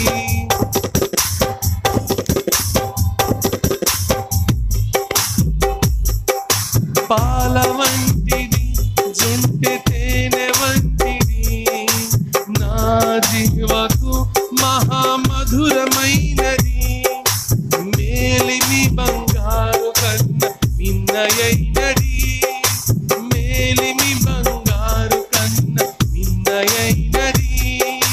రత్నరాసుల కన్న కోరదగినది, రత్నరాసుల కన్న కోరదగినది. నీ వాక్యమే నన్ను బ్రతికించెను బాధలలో నెమ్మదినిచ్చెను. నీ వాక్యమే నన్ను బ్రతికించెను బాధలలో నెమ్మదినిచ్చెను. జిగటగల ఊబి నుండి లేవనెత్తెను, సమతల మగు భూమిపై నన్ను నిలిపెను. జిగటగల ఊబి నుండి లేవనెత్తెను, సమతల మగు భూమిపై నన్ను నిలిపెను. నా పాదములకు దీపమాయెను, నా పాదములకు దీపమాయెను. సత్యమైన మార్గములో నడుపుచుండెను, నన్ను నడుపుచుండెను. చెబుదామా? నీ వాక్యమే నన్ను బ్రతికించెను బాధలలో నెమ్మదినిచ్చెను. నీ వాక్యమే నన్ను బ్రతికించెను బాధలలో. హల్లెలూయా, హల్లెలూయా. ఎలాంటిదంటే దేవుని వాక్యం జుంటె తేనె ధారల కన్నా మధురమైందంట. ఎంతో మధురమైంది దేవుని వాక్యం. ఎందుకంటే వాక్యమే ఆయన అయి ఉన్నాడు కనుక. ఆది యందు వాక్యం ఉండెను, వాక్యము దేవుని వద్ద ఉండెను, వాక్యమే దేవుడై ఉండెను. దేనికన్నా కోరదగిందంట? దేనికన్నా కోరదగింది? బంగారము కంటెను, విస్తారమైన మేలిమి బంగారము కంటెను అది కోరదగినది. మనుషులు సాధారణంగా డబ్బు కోరుకుంటారు కదా. బంగారం ఎందుకు కోరుకుంటారు? దానికి ఉన్న విలువను బట్టి. బంగారం కంటూ విలువ ఉంది, దానికంటూ ఒక రేటు ఉంది, దాన్ని నమ్మితే కొంత డబ్బు వస్తుంది కాబట్టి ఆ బంగారాన్ని కోరుకుంటారు. కానీ వాక్యము దానికన్నా కోరదగింది. ఎందుకంటే ఈ వాక్యము ఐశ్వర్యము. బంగారం రేటు తరిగిపోవచ్చు, కరిగిపోవచ్చు, అసలు విలువే లేకుండా పోవచ్చు. కానీ దేవుని వాక్యము అది ఐశ్వర్యపు గని, ఐశ్వర్యపు కొండ, అది ఐశ్వర్యపు పర్వతము. ఎంత తరిగినా ఎంత తవ్వినా అందులో తరగడం అనేదే ఉండదు. ప్రియ సహోదర, ప్రియ సహోదరి, చాలా కాలం క్రితం 2008వ సంవత్సరము, 2009వ సంవత్సరం అనుకుంటా, 2009 అనుకుంటా, 2009వ సంవత్సరంలో నేను గురుగాంలో ఉన్నప్పుడు చాలా ఆర్థిక సమస్య నేను ఫేస్ చేశాను. అలా ఫేస్ చేసినప్పుడు ప్రభువుని ప్రార్థిస్తున్నాను. ప్రభువా, నేను ఎవరి వైపు చూడను, ప్రభువా మీరు నాకు సహాయం చేయాలి. ఈ ప్రాంతంగాని ప్రాంతంలో ఉన్నాను, దయచేసి ఏ మనిషి వైపు చేయి చాచకుండా నాకు సహాయం చేయి ప్రభువా అని చెప్పినని. నా రూమ్లో ఎవ్వరు లేరు, కన్నీటితో మోకరించి ప్రభు వైపు చేతులు జోడించి ప్రార్థన చేసినప్పుడు ప్రభు నా బ్యాంక్ బ్యాలెన్స్ మార్చలేదు, కానీ ఒక బంగారం లాంటి వాగ్దానం ఇచ్చాడు. ఏంటంటే, మీ ప్రతి అవసరత క్రీస్తు యేసు ఐశ్వర్యం చొప్పున ఆయన తీరుస్తాడు. హల్లెలూయా. నీ ప్రతి అవసరత ఆయన చెప్పిన దాంట్లో చిన్న విషయం నేను అప్పటికప్పుడు చూసింది ఏంటంటే, ప్రభు నా రెంట్ని మాఫీ చేస్తాడు. హల్లెలూయా. నేను రెంట్ కట్టడానికి డబ్బులు లేవు. ప్రభు వైపు చూసినప్పుడు అద్భుతమైన రీతిలో, ఆశ్చర్యకరమైన రీతిలో దాన్ని ఏర్పాటు చేశాడు. కొన్ని సంఘటనలు మాత్రం మీతో పంచుకుంటున్నాను. మరొక సందర్భం నేను థియలాజికల్ సెమినరీకి వెళ్ళాలని చెప్పన్నప్పుడు దానికి ఫీజు 2 లక్షలు. నేను ఎక్కడి నుండి తీసుకురావాలి? మరలా నేను జాబ్లో జాయిన్ అవునా అని చెప్పని ప్రార్థన చేసినప్పుడు ప్రభు అంటున్నాడు, నేను చెప్పిన చోటకి నువ్వు వెళ్ళు, నేను చెప్పన్నది నువ్వు చెప్పన్నాడు. ప్రభా మరి డబ్బు ప్రభా అంటే, నా ధన్నిధిలో నుంచి నీకు ఇస్తానని చెప్పన్నాడు.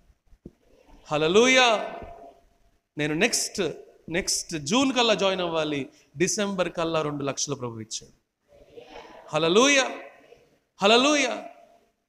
ప్రియ సహోదరి, మొన్న మీటింగ్స్ అప్పుడు మీతో సాక్ష్యం పంచుకున్నాను. ప్రభువా, మాది చూస్తే చిన్న సంఘం, మా దాంట్లో మరి చాలా ఆర్థికంగా ఇబ్బంది పడే వాళ్ళు ఉన్నారు. ప్రభువా, మరి మీరు ఎలా సహాయం చేస్తారో మాకు తెలియదు. మనుషుల మీద ఆధారపడకుండా సహాయం చేయ ప్రభువా. ఇప్పుడు దాకా ఏదైతే సాక్ష్యం ఇస్తున్నానో, ఇప్పుడు దాకా ఏదైతే వాక్యం చెబుతున్నానో అది నిజమని అందరు రుజువుపరిచే విధంగా ఒక్క పైసా కూడా అప్పు చేయకుండా సహాయం చేయ ప్రభువా అంటే, మేము లిస్ట్ వేసుకుంటే వచ్చిన ఖర్చులు, ఇంకా పెట్రోల్ ఛార్జెస్, ఇంకొన్ని ఛార్జెస్ యాడ్ చేయలేదేమో, 2,20,000 రూపాయలు ప్రభు అక్షరాల మాకు ఇచ్చాడు. హల్లెలూయా. ఏమిటండి ఐశ్వర్యము? బంగారంలో లేదండి ఐశ్వర్యము, షేర్ మార్కెట్లో లేదండి ఐశ్వర్యము, ఇన్సూరెన్స్లో లేదండి ఐశ్వర్యము, లేకపోతే ధనవంతుల దగ్గర కాదండి ఉంది ఐశ్వర్యము, మన దేవునిలో ఉందండి ఐశ్వర్యము. హల్లెలూయా. నువ్వు ప్రేమించాల్సింది వెండి బంగారాలని కాదు, నువ్వు ప్రేమించాల్సింది భోగభాగ్యాల్ని కాదు, నువ్వు ప్రేమించాల్సింది లోక సంబంధమైన ఆస్తుల్ని, అంతస్తుల్ని కాదు, వస్తువుల్ని, వాహనాల్ని కాదు. నీ దేవుణ్ణి ప్రేమించడం నేర్చుకోవాలి. ఆయన నీ ప్రతి అవసరతకు సరిపోయినవాడు. మీనింగ్ ఏంటో తెలుసా? నువ్వు బ్రతికున్నంత కాలం నీకు ఏ అవసరత అయినా సరే, చిన్నప్పుడు ఆ తిమోతి అంత వయసు ఉన్నప్పుడు, లేకపోతే జెస్సీ అంత వయసు ఉన్నప్పుడు, ఎలాగైతే ఏ అవసరత అయినా వచ్చినా సరే, ఏమ్మా మీ దగ్గరికి వచ్చొద్దా మీ అమ్మాయి, లేకపోతే పక్కింటి వాళ్ళ దగ్గరికి వెళ్ళొద్దా? మీ దగ్గరికి వస్తుందా? నీ దగ్గరికి కానీ, దినేష్ దగ్గరికి కానీ, నీ దగ్గరికి కానీ, కరుణాకర్ దగ్గరికి కానీ, అంతేనా? సో మీ పిల్లలు ఎక్కడికి వెళ్తారు? పరిగెత్తుకుంటే తడుముకోకుండా, అమ్మా అది కొనిపించు, లేకపోతే అమ్మా అది కావాలి, లేకపోతే నాన్న ఇది కావాలి అని చెప్పేసిందని పిల్లలు ఎవరి దగ్గరికి వెళ్తారు? పిల్లలకు తెలిసింది ఏంటంటే, నా తల్లిదండ్రులు నా ప్రతి అవసరతకు సరిపోయిన వాళ్ళు. హల్లెలూయా. వాళ్ళకి తెలియదు తల్లిదండ్రులకు ఎన్ని అప్పులు ఉన్నాయో వాళ్ళకి తెలియదు, తల్లిదండ్రులకు ఎంత జీతం ఉందో వాళ్ళకి తెలియదు, తల్లిదండ్రులకు ఎన్ని అవసరతలు ఉన్నాయో వాళ్ళకి తెలియదు. వాళ్ళకి తెలిసింది ఏంటంటే, ఏది ఏమైనా నా తల్లిదండ్రులు నా అవసరం తీరుస్తారు. హల్లెలూయా. మావాడు ఉదయాన్నే కొన్నిసార్లు మారం చేస్తాడు. ఆ బలహీనమైన సమయంలో కొన్నిసార్లు వాళ్ళ అమ్మగారో, లేకపోతే నేను, లేకపోతే మా నాన్నగారో కొన్ని వాగ్దానాలు చేస్తూ ఉంటారనమాట. నీకు రిటర్న్ వచ్చేటప్పుడు ఐస్ క్రీమ్ ఇప్పిస్తామే, అంత ఏడ్చి మొత్తానికి వెళ్తాడు స్కూల్కి. రిటర్న్ వచ్చేటప్పుడు గుర్తుపెట్టుకుని, డాడీ ఉదయం ఏదో చెప్పావు కదా ఐస్ క్రీమ్ అని.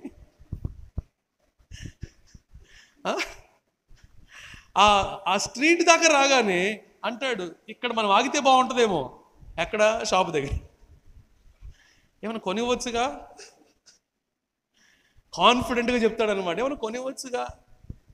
వాడు అంతే, వీడు అంతే. వీడికి ఇంత వయసు వచ్చింది, వీడు అంతే. నాకు ఆకలేస్తుందంటే అంతే. అది అరేబియన్ సీనో లేకపోతే అది బే ఆఫ్ బెంగాల్ నాకు అర్థం కాదు, కానీ అదేం ఆకలంట. నాకు అది కొనిపించినాడు, నాకు అది కొనిపించు మమ్ము. ఎంత అలిసిపోయినా సరే శాంతి నిజంగా వాళ్ళకి ఏం కావాలంటే అది చేసి పెడతా ఉంటుంది ఆ టైంలో. ఎందుకు చెప్తున్నానంటే, యెహోలోకపు తల్లిదండ్రులు ఎంత పట్టించుకుంటున్నప్పుడు, యెహోలోకపు తల్లిదండ్రులు ఎంత ప్రేమిస్తున్నప్పుడు, యెహోలోకపు తల్లిదండ్రులు మన ప్రతి అవసరతకు చాలిన వారుగా, సరిపోయిన వారుగా ఉంటున్నప్పుడు, మనకన్నా ఎన్నో రెట్లు ప్రేమమయుడై. హల్లెలూయా. ప్రేమకు నిర్వచనమైన అటువంటి దేవుడు నీ అవసరతకు సరిపోయిన వాడు కాదా? నీ పరిస్థితికి సరిపోయిన వాడు కాదా? నీ అప్పులకి సరిపోయిన వాడు కాదా? నీ కుటుంబ సమస్యలకి సరిపోయిన వాడు కాదా? నీకున్న ఇష్టాలకి సరిపోయిన వాడు కాదా? నీ ఇంట్లో ప్రతి పరిస్థితి మా వాడు కొన్ని అంటే అవసరాన్ని బట్టి ఇవన్నీ మీతో షేర్ చేసుకున్నాను, పర్సనల్ విషయాలు అయినప్పటికి కూడా. మా వాడు కొన్ని కోరికలు అడుగుతాడు, అసలు మామూలుగా ఉండవై. ఇంట్లో మనీ ఉందా లేదా కూడా ఆలోచించాడు. నాకు అది కావాలి, నాకు అనిపిస్తుంది, నాకు కావాలంటాడు. అర్థం చేసుకునే అంత మెచ్యూరిటీ కూడా వాడికి లేదు. అప్పుడు నేను చూసి ఎటు పక్క అంటే ప్రభు వైపు చూస్తాను. ప్రభువా మరి ఇది కావాలని చెప్పేసి అంటున్నాడు అని ప్రభువుకు ప్రార్థన చేసినప్పుడు నా రేంజ్లో వాడికి కావాల్సింది ఇప్పించేవాడు దేవుడు. హల్లెలూయా. నా రేంజ్ అనకూడదులేండి, దేవుని రేంజ్, నా రేంజ్ కాదు.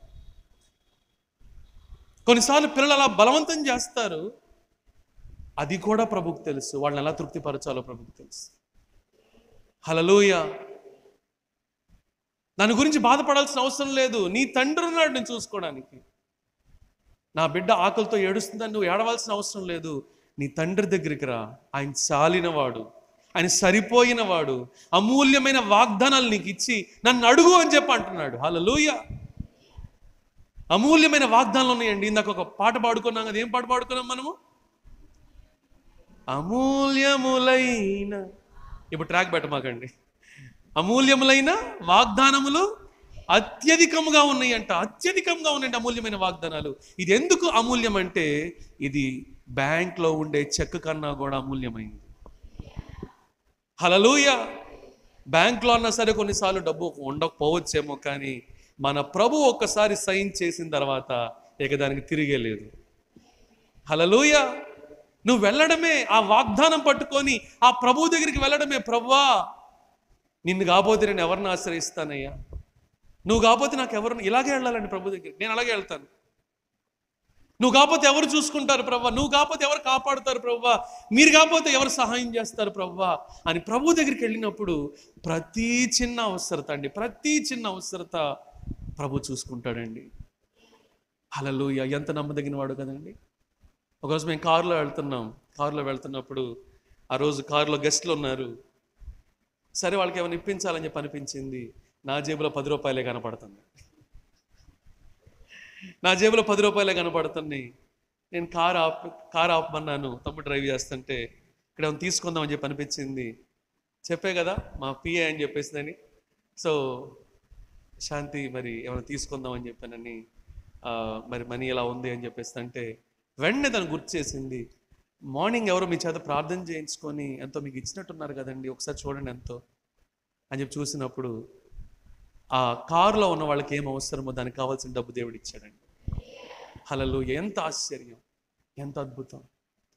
అంటే ఎంత జాగ్రత్త కలిగి ఉన్నాడు చూసారా, ఎంత జాగ్రత్త కలిగి ఉన్నాడు చూసారా. నీ గెస్ట్లు వస్తున్నా వాళ్ళకి కావాల్సింది ప్రభు నీకు సిద్ధపరిచి ఉంచుతాడు. హల్లెలూయా. నీ పిల్లలు ఏడుస్తుంటే వాళ్ళకి అవసరమైంది ఏంటి ప్రభు ముందుగానే సిద్ధపరిచి ఉంచుతాడు.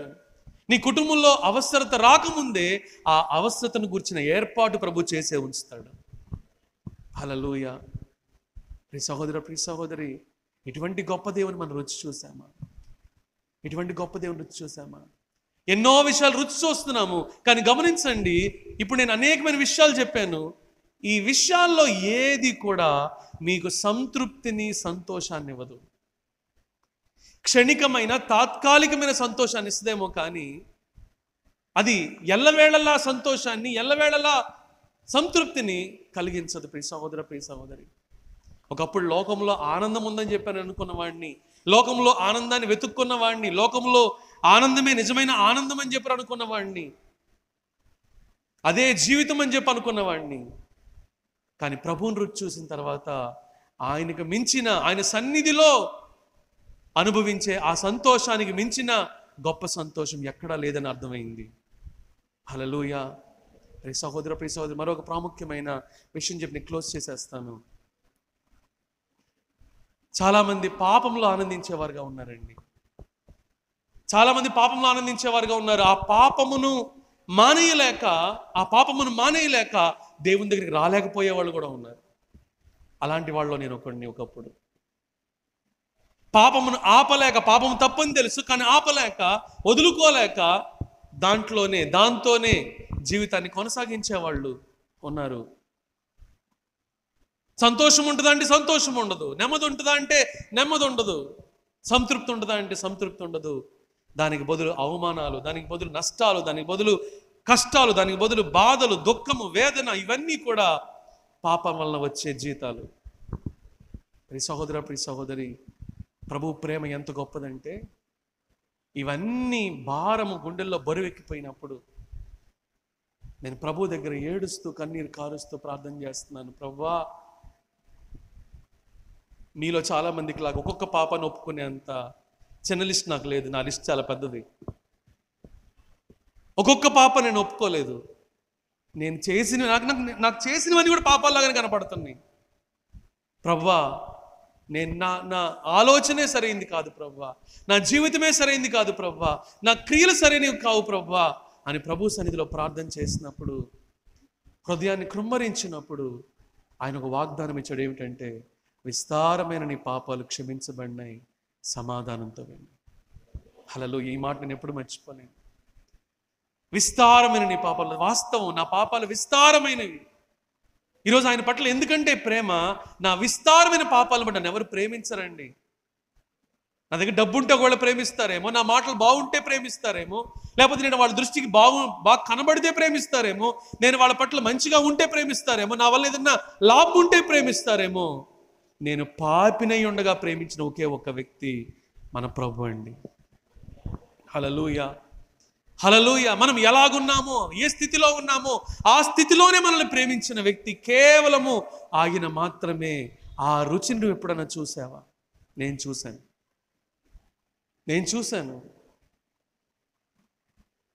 ఆ రుచిని చూశాను కాబట్టే నా దుఃఖకరమైన సమయాల్లో, కఠినమైన సమయాల్లో నా రూమ్మేట్ నవ్వుకుంటా ఉండేవాడు. ఏంటి బ్రదర్ మీరు ఇన్ని శోధనల మధ్యలో కూడా మీరు ఇలా ప్రార్థన చేస్తారేంటి? ఆ దేవుని నిందించొద్దు, మీరు ఆ దేవుని మాట్లాడొద్దు. ఎందుకంటే నా మీద చాలా నిందలు వచ్చినాయి, చాలా అవమానాలు వచ్చినాయి. ఇది నా జీవితంలో ఇవన్నీ కూడా పార్ట్ ఆఫ్ లైఫ్ లాగా అయిపోయింది. ఏంటి? నిందలు, అవమానాలు, మాటలు అంటారు, చాలా చాలా పడ్డాను నేను. అప్పుడు నేను ఒక మాట అన్నాను ఆ సహోదరుడితోటి, బ్రదర్, ప్రతిరోజు ప్రభు నాతో మాట్లాడతాడు బ్రదర్. నేను ప్రభుతో మాట్లాడతాను, ప్రభు నాతో మాట్లాడతాడు. నేను ఆయన సన్నిధిలో నా హృదయాన్ని కృమ్మరించినప్పుడు నా హృదయం చాలా తేలిక అవుతుంది బ్రదర్.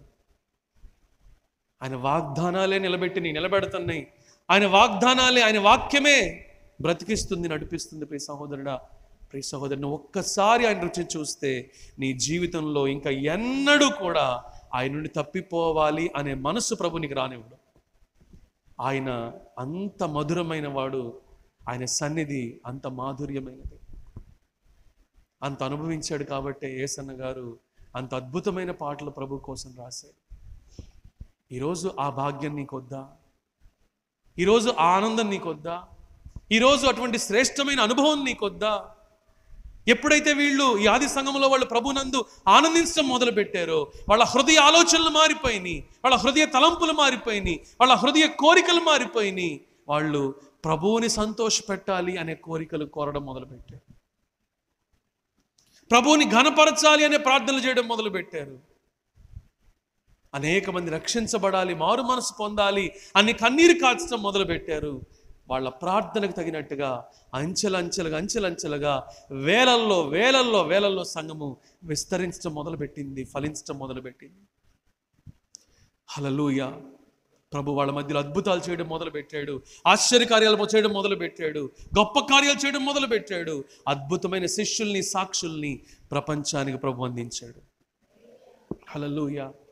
ప్రియ సహోదరుడా, ప్రియ సహోదరు, ఆయన్ని అనుభవిస్తే, ఒక్కసారి నువ్వు ఆయన అనుభవిస్తే, అనుభవించాల్సిన రీతిలో అనుభవిస్తే, పాపం అంటే వణుకుతావు, నువ్వు పాపం అంటే భయపడతావు, నీ మనస్సాక్షిని కాపాడుకునే విషయంలో జాగ్రత్త పడతావు. నువ్వు ఎంతకైనా ఆయన విధేయత చూపించడంలో ఆనందిస్తావు, ఇష్టపడతావు. ఆయన వెంబడించడం నీకు భారం కాదు, భాగ్యము అంటావు. హల్లెలూయా. ఆయన కోసం శ్రమ పడటము కష్టం అని చెప్పను, అది ఎంతో దీవెన అని చెప్పని మాట్లాడతావు. హల్లెలూయా. ఆయన కోసం ఖర్చు పెట్టటము నాకు ఆధిక్యత అని చెప్పని అంటావు. హల్లెలూయా. కొన్నిసార్లు నాతో ఆంటీ చెప్తా ఉంటారు, నరకొళ్ళపాడు ఆంటీ. ఆవిడకి ఎలాంటి మనసు అని చెప్పానంటే, ఎప్పుడూ కూడా దేవునికి చాలా ఇవ్వాలి అనే మనసు. నేను ఎప్పుడన్నా వద్దా ఆంటీ మీరు చెయ్యొద్దు అని చెప్పేసి కొన్ని విషయాలు చెప్తా ఉంటే ఆవిడనే మాట, నానా మా అమ్మగారు అలాంటి వాళ్ళు తెలుసా, ఒక మీటింగ్ పెడితే ఆ మీటింగ్లో ఈ సేవకుడు ఇంత పరిచర్య చేస్తున్నాడే, నేనేమి ఇవ్వగలనని చెప్పినని ఆమె ఒంటి మీద చూసుకున్నప్పుడు నగలు కనపడి అంట, ఆ నగలు తీసి ఇచ్చేసిందంట. నాకు అలాంటి కోరిక నాన్న అని చెప్పింది. హల్లెలూయా. ప్రభువుని అనుభవించిన వాళ్ళు మాత్రమే ప్రభు కోసం వెల చెల్లించడానికి ఇష్టపడతారు. ప్రభుని అనుభవించిన వాళ్ళు మాత్రమే ఆయన ప్రేమిస్తారు. ప్రభుని అనుభవించిన వాళ్ళు మాత్రమే ఆయన కొరకు ప్రయాసపడతారు. ప్రభు కోసం పనిచేయడం అంటే భారం లేకుండా ఉండదండి, కష్టం లేకుండా ఉండదండి, చెమట లేకుండా ఉండదండి, బాధలు లేకుండా, నిందలు లేకుండా, అవమానాలు లేకుండా ఉండవండి. వీటన్నిటిలో కూడా నేను ప్రభువు కోసం వీటన్నిటిని చేస్తాను అని నువ్వు చేస్తావే, అది దేవునికి అంగీకారమైన అర్పణగా మారిపోతుందండి. హల్లెలూయా, హల్లెలూయా. నువ్వు కోట్లు ఇచ్చినా సరే, నువ్వు కోట్లు ఖర్చు పెట్టినా సరే, ఈ అర్పణతో సమానమైంది ఏదీ లేదండి. అంత అంగీకారమైన అర్పణ నువ్వు ప్రభు కోసం చెల్లించే వేళ, ప్రియ సహోదర, ప్రియ సహోదరి, ఆనాడు ఆది సంఘము ప్రభు చేసే అద్భుతాలు చూడగలిగింది, ఆశ్చర్యకార్యాలు చూడగలిగింది, సంఘాన్ని విస్తరింపజేసే విధాన్ని చూడగలిగింది, సంఘం ఫలింపును చూడగలిగింది, అనేక మంది జీవితాలను మార్చగలిగింది. ఈరోజు మనం దేంట్లో ఆనందిస్తున్నాం ఒకసారి ఆలోచిద్దాం. మనం దేంట్లో ఆనందిస్తున్నాం? నా కోరిక ఏంటో తెలుసా? ప్రతిరోజు దేవుని సన్నిధికి వెళ్ళాలి. మీకు ఎలా ఉందో నాకు తెలియదు, కానీ నాకు 50 దినాలు అయిపోయిన తర్వాత, నాకు మాత్రమే కాదు, నా వైఫ్కి కూడా, ఆ 50 దినాలు అయిపోయిన తర్వాత మాకు మందిరానికి దూరంగా ఉన్న బుద్ధి కావట్లేదు. ఇంకా రావాలి, ఇంకా రావాలి. మిమ్మల్ని పిలిస్తే మీరు తంతారేమోలేండి. ఈసారి బావగారు అప్పుడు నేను ఇలా అనుకోలేదు, క్షమించండి బావగారు అంటారేమో. కానీ మా హృదయంలో ఉన్న ఆలోచన ప్రతిరోజు దేవుని సన్నిధికి వెళ్తే బాగుండు, ప్రతిరోజు వెళ్ళి ప్రార్థన చేస్తే బాగుండు. నా కోరిక, నా ప్రార్థన ప్రతిరోజు ఇక్కడ ప్రార్థనలు జరగాలి. దాన్ని ఇష్టపడేవాళ్ళు దేవుడు తీసుకొస్తాడు. హల్లెలూయా. ప్రతిరోజు ఆయన సన్నిధికి ధూపార్పణలాగా ఆయన సింహాసనాన్ని చేరే ప్రార్థన ఇక్కడ జరగాలి. హల్లెలూయా, హల్లెలూయా. అనేక మంది అవస్థలో ఉన్న వాళ్ళకి మన సంఘము ఆశ్రయ స్థలముగా మారాలి. హల్లెలూయా. ఇది నా కోరిక. మరి ప్రభు ఎప్పుడు నెరవేరుస్తాడో నాకు తెలియదు, కానీ నా మనస్ఫూర్తిగా నేను కోరుకుంటున్నాను, ప్రార్థన చేస్తున్నాను. ప్రభువా, ఇది అనేక మందికి ఆశ్రయ స్థలముగా ఉండాలి, ఆహారం లేని వాళ్ళకి ఆహారం పెట్టే స్థలముగా ఉండాలి, ఏమీ లేని వాళ్ళకి నేనున్నాను అనే స్థలంగా ఉండాలి. హల్లెలూయా. అటువంటి కృప దేవుడు మనకు, మన సంఘానికి అనుగ్రహించునుగాక. ఆమేన్. ప్రార్థన చేద్దాం. ప్రియ సహోదర, ప్రియ సహోదరి, ఈరోజు ఆయన యందు మనం ఆనందిస్తున్నామా?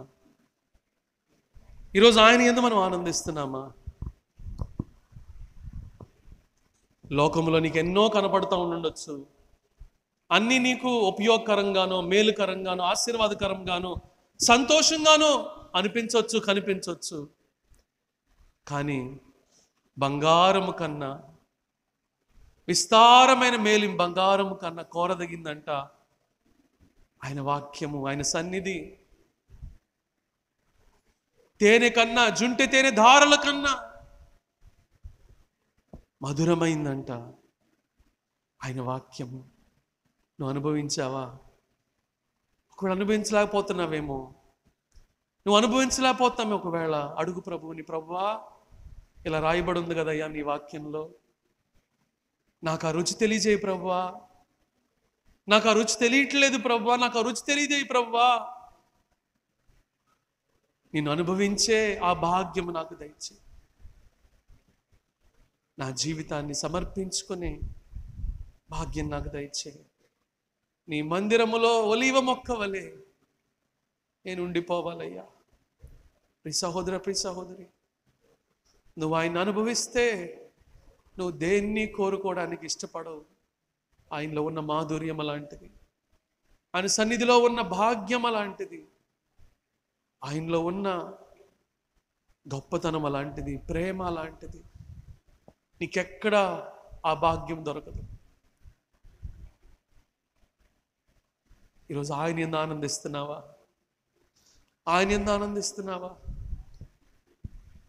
ఎన్నో వ్యర్థమైన వాటిలో ఆనందిస్తున్నావు, ఆనందాన్ని వెతుక్కుంటున్నావు, నీకు దొరకట్లా ఆనందం, నిజమైన ఆనందం నీకు దొరకట్లా. ఆనందం కోసం పరుగులు పెడుతున్నావు, పాకులాడుతున్నావు, కానీ నీకు దొరకట్లా. కానీ నిజమైన ఆనందం, లోకంలో ఎవ్వరు ఇవ్వలేని ఆనందం,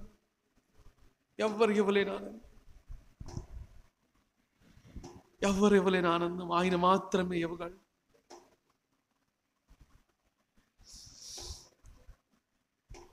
యెహోవాను రుచి చూచి తెలుసుకొనుడి, యెహోవాను రుచి చూచి తెలుసుకొనుడి. సింహపు పిల్లలు లేమి గలవై ఆకలి కొనును, ఆయన ఆశ్రయించు వారికి ఏ మేలు కొదువై ఉండదని ఆయన చెబుతున్నాడు కదా. నీకెందుకు భయం, నీకెందుకు కలవరం, నీకెందుకు ఆందోళన, నీకెందుకు అవిశ్వాసం? నీ ప్రభువు నీకు చాలినవాడు, నీ ప్రభువు నీకు చాలినవాడు. నువ్వు ఊహించిన దానికన్నా, నువ్వు అడిగిన దానికన్నా ఎంతో గొప్పగా ప్రభు నీ పట్ల చేయడానికి ఆయన శక్తిమంతుడు. అన్నిటికి మించి ఆయనను ప్రేమిస్తున్నాడు, ఆయనను ప్రేమిస్తున్నాడు. ఆయనలా నిన్నెవ్వరూ ప్రేమించలేరు ప్రియ సహోదరుడా, ప్రియ సహోదరి.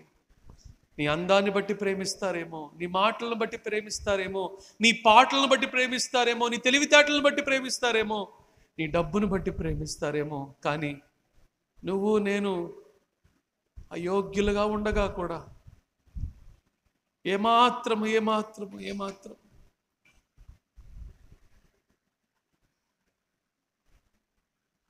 ఆయన పాదధూళిని కూడా అంటుకోవడానికి తగిన వారముగా మనం లేనప్పటికి కూడా ఆయన మనల్ని ప్రేమిస్తున్నాడు. ఈ ప్రేమ నీకు అర్థమైతే నువ్వు ఆయనకి దూరంగా ఎలా ఉండగలవు?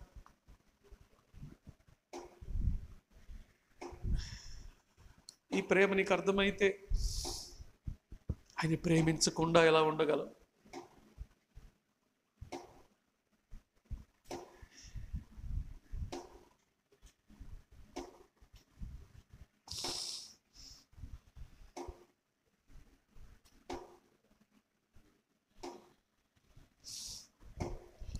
ఈరోజు ఆయన్ని కోరుకుందాం.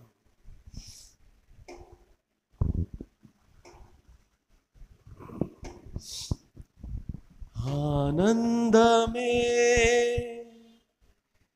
పరమానందమే ఆశ్రయపురమైన యేసయ్యా నీలో ఆపత్కాలములన్నిటిలో ఆదరించిన అక్షయుడా నీకే స్తోత్రము. ఆపత్కాలములన్నిటిలో ఆదరించిన అక్షయుడా నీకే స్తోత్రము. ఆనందమే పరమానందమే ఆశ్రయపురమైన యేసయ్యా నీలో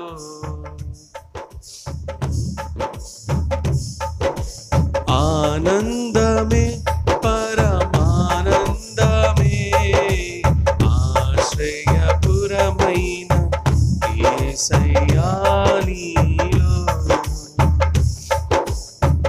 గాఢంధకారపు లోయలలో నేను సంచరించిన దేనికి భయపడను.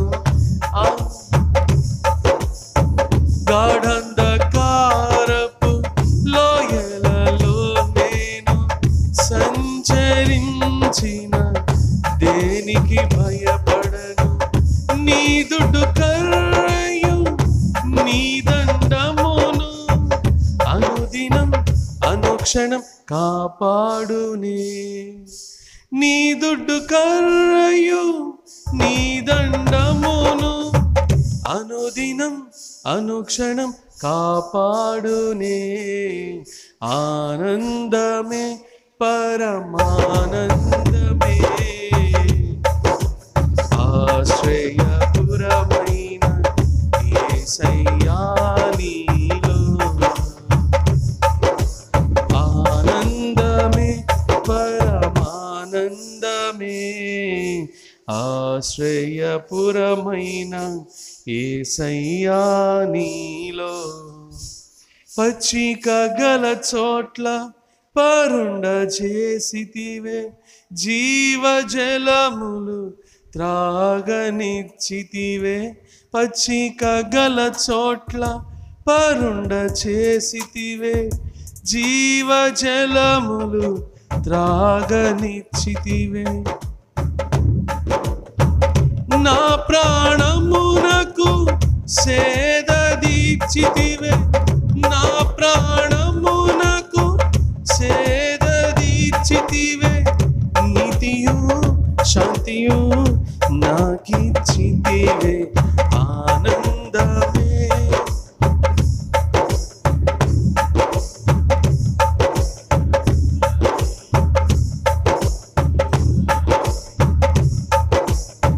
ఆనందమే పరమానందమే,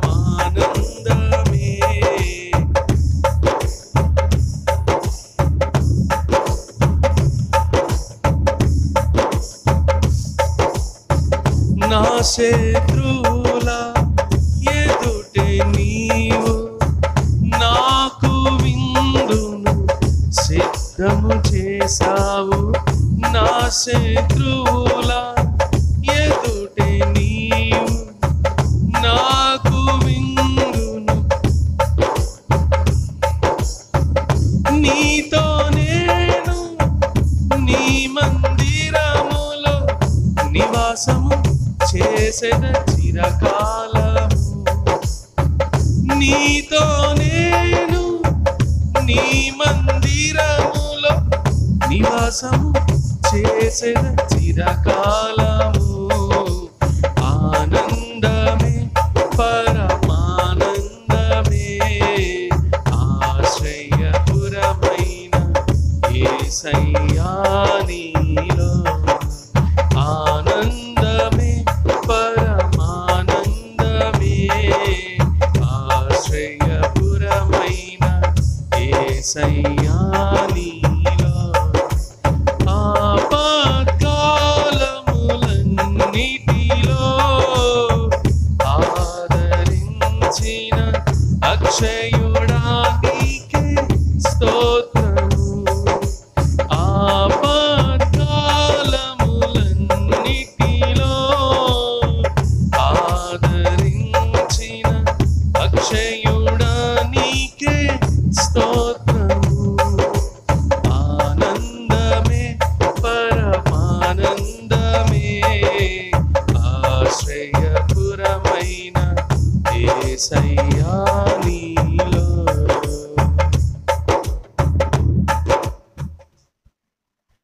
మహాపరిశుద్ధుడా, ఈరోజు నాయన మీలో ఉన్న ఆనందాన్ని, మీతో ఉండే ఆనందాన్ని, మీలో ఆనందాన్ని వెతికితే ఉండే ఆనందాన్ని ఈరోజు ఎంతో సూటిగా స్పష్టంగా మాతో మాట్లాడారు. ఈరోజు మేము దేంట్లో ఆనందించాలో, దేంట్లో ఆనందించకూడదో మాకు ఈరోజు తెలియపరిచారు. ఈరోజు నాయన శ్రేష్టమైన వాటితో మమ్మల్ని తృప్తిపరచడానికి మీరు ఇష్టపడుతున్నారు, సిద్ధపడుతున్నారు. మా జీవితానికి, మా చివరి రోజు వరకు కూడా మాకు సరిపోయిన దేవుడు అయ్యా.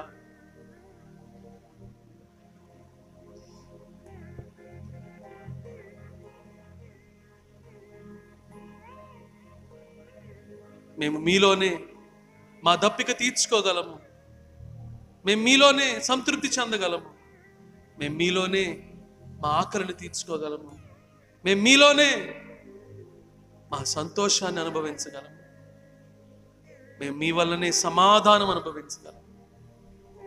ప్రభువా, మిమ్మల్ని కలిగిన జీవితము ఎంత భాగ్యము, ఎంత శ్రేష్టం. ఈరోజు నాయన ఎంతమంది అయితే ప్రార్థన చేస్తున్నారు వారందరికీ నాయన మీ యందు రుచి చూచి నాయన మిమ్మల్ని ప్రేమించి సేవించేవారిగా, మిమ్మల్ని ఆసక్తి వెంబడించేవారిగా,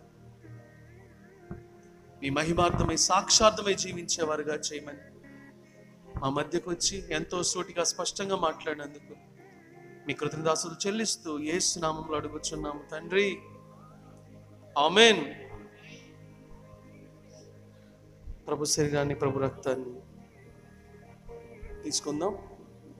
నేను మీకు అప్పగించిన దానిని ప్రభు వలన పొంది తిని ప్రభువైన యేసు తన అప్పగింపబడిన రాత్రి ఒక రొట్టెని ఎత్తుకొని కృతజ్ఞతాస్తుతులు చెల్లించి దాన్ని విరిచి, ఇది మీ కొరకైన నా శరీరము, నన్ను జ్ఞాపకము చేసుకుంటగా దీన్ని చేయుడని చెప్పాను. ఆ ప్రకారమే భోజనమైన పిమ్మట ఆయన పాత్రను ఎత్తుకొని, ఈ పాత్ర నా రక్తం వల్ల అయిన క్రొత్త నిబంధన, మీరు దీనిలోని త్రాగునప్పుడల్లా నన్ను జ్ఞాపకం చేసుకుంటగా దీనిని చేయుడని చెప్పాను. కాబట్టి ఎవడు అయోగ్యంగా ప్రభు యొక్క రొట్టెను తిననో లేక ఆయన పాత్రలోని త్రాగునో వాడు ప్రభు యొక్క శరీరమును గూర్చి రక్తమును గూర్చి అపరాధియగును. కాబట్టి ప్రతి మనుషుడు తను తాను పరీక్షించుకొనవలెను. అలాగూ చేసి ఆ రొట్టెను తిని ఆ పాత్రలోని త్రాగవలెను. ప్రభు శరీరమని వివేచింపక తిని త్రాగువాడు తనకు శిక్షా విధి కలుగుటకై తిని త్రాగుచున్నాడు. ఇందువల్లనే మీలో అనేకులు బలహీన రోగులై ఉన్నారు, చాలా మంది నిద్రించున్నారు. అయితే మనల్ని మనమే విమర్శించుకొని ఎడల తీర్పు పొందకపోదు. కాబట్టి దేవుని వాక్య వెలుగులో మన హృదయాల్ని, మన జీవితాలని పరీక్షించుకుందాం, సరి చేసుకుందాం. దేవునితో, మనుషులతో సమాధానం కలిగి ప్రభు శరీరాన్ని, ప్రభు రక్తాన్ని మనం ఆశ్రయిద్దాం. ఎవరన్నా మనల్ని బాధ పెట్టుంటే వారి క్రియల ద్వారా కానీ, మాటల ద్వారా కానీ, ప్రవర్తన ద్వారా కానీ బాధ పెట్టుంటే ప్రభువుని బట్టి వారిని క్షమిద్దాం. అలాగే మనం ఎవరినన్నా మన నోటి మాట ద్వారా కానీ, క్రియల ద్వారా కానీ, ప్రవర్తన ద్వారా కానీ బాధ పెట్టుంటే క్షమాపణ అడుగుదాం. దేవునితో, మనుషులతో సమాధానం కలిగి ఒక మంచి మనస్సాక్షితో ప్రభు శరీరాన్ని, ప్రభు రక్తాన్ని తీసుకుందాం. మన జీవితంలో అబద్ధం ఉందా, మోసం ఉందా, అన్యాయం ఉందా, అక్రమం ఉందా, అపవిత్రత ఉందా, అవి ఏమున్నా వాటిని వెంటనే విడిచిపెట్టి యథార్థమైన హృదయంతో, మంచి మనస్సాక్షితో, ప్రభు పట్ల విధేయతతో ఆయన శరీరాన్ని, ఆయన రక్తాన్ని మనం తీసుకుందాం. ప్రార్థన చేద్దాం. మహాపరిశుద్ధుడా, సర్వశక్తి గలన దేవ, మా అపరాధముల నిమిత్తం, మా దోషముల నిమిత్తం, మేము చేసిన దుష్కార్యముల నిమిత్తం మీరు సిలువ వేయబడ్డారు. సిలువలో బలిపశువుగా మారారు, పాపానికి ప్రాయశ్చిత్తం చేశారు. ప్రభువా, మీరు పొందిన గాయముల చేత మాకు స్వస్థతను ఇస్తున్నారు. మీరు చిందించిన అమూల్యమైన రక్తము ద్వారా మా పాపానికి ప్రక్షాళన చేశారు. పాపిని నీతిమంతునిగా తీర్చారు, పరిశుద్ధునిగా మార్చారు. దేవునితో సమాధానపరిచారు. దేవుని కుమారులుగా, కుమార్తెలుగా పిలువబడే ఆధిక్యతను అనుగ్రహించారు.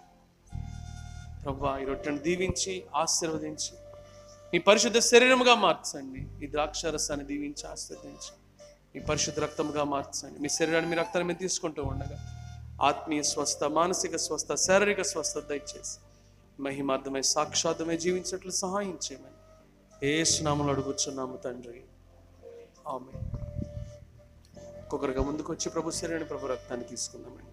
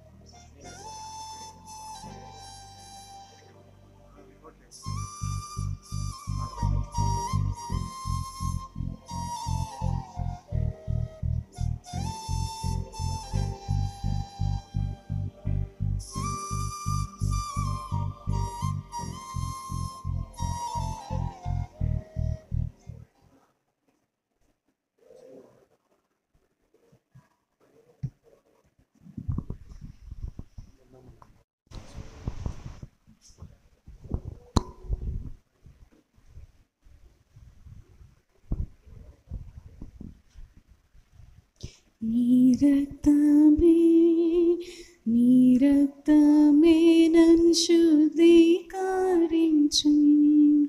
నీ రక్తమే నా బలము, నీ రక్తధారనే నా పాపికాశ్రయమిచ్చును, నీ రక్తధారనే నా పాపికాశ్రయమిచ్చును.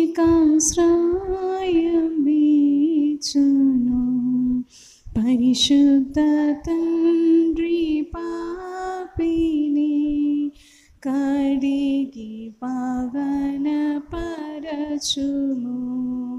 పరిశుద్ధ తండ్రి పాపిని కడిగి పవన పరచుము. నీ రక్తమే నన్ను శుద్ధీకరించు. నీ రక్తమే నా బలము.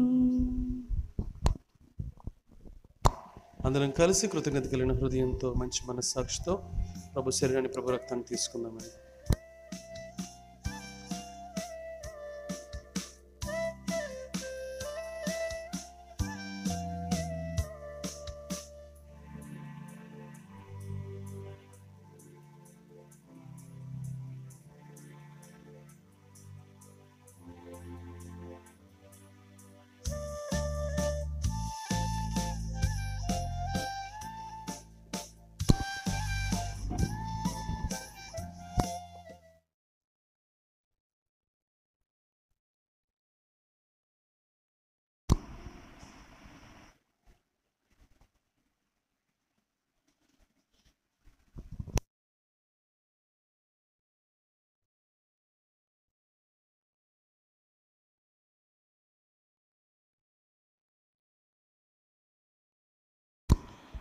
ప్రార్థన చేసుకుందాం. మహాపరిశుద్ధుడా, సర్వశక్తి కలిగిన దేవ,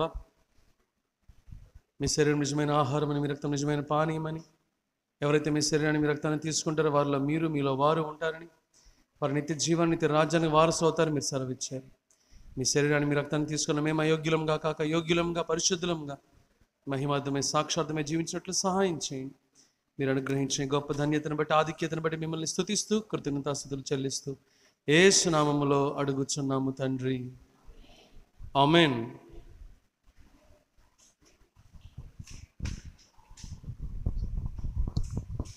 స్తోత్రము సేయరి సోదరులార మనాత్మలతో తండ్రి, ధాత్రిని మన పరమాత్ముని వాకులు స్తోత్రములో కలిపి ఇచ్చట ప్రేమలకిదియే కడవరి వచ్చియున్నదే.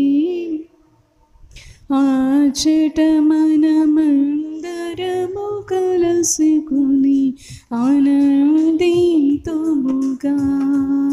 పరమ తండ్రితో, ప్రభు యేసునితో, పరిశుద్ధాత్మునితో స్థిరముగా నొందుము మరి దూతలతో పరలోకమునందు. హల్లెలూయా, హల్లెలూయా, హల్లెలూయా. మరి సమయంలో మొదటి ఆదివారంలో మనం ఉన్నాం కనుక ప్రత్యేకమైన అర్పణలు చెల్లించాలనుకునే వాళ్ళు, దశంభాగాలు చెల్లించాలనుకునే వాళ్ళు, కృతజ్ఞత కానుకలు చెల్లించాలనుకునే వాళ్ళు మొదటిగా ముందుకు రండి. వారి నిమిత్తం ప్రార్థన చేయబడుతుంది. తర్వాత సంఘ కానుకలు మనం ప్రభుకు సమర్పిద్దాం.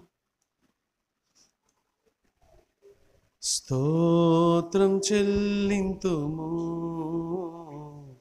స్తుతి స్తోత్రం చెల్లింతుము, యేసునాథుని మేలులు తలంచి, యేసునాథుని మేలులు తలంచి స్తోత్రం చెల్లింతుము, స్తుతి స్తోత్రం చెల్లింతుము. దీవారాత్రములు కంటి పాపవలె కాచి, దీవారాత్రములు కంటి పాపవలె కాచి, దయగల హస్తముతో బ్రోచి నడిపించితివి, దయగల హస్తముతో బ్రోచి నడిపించితివి.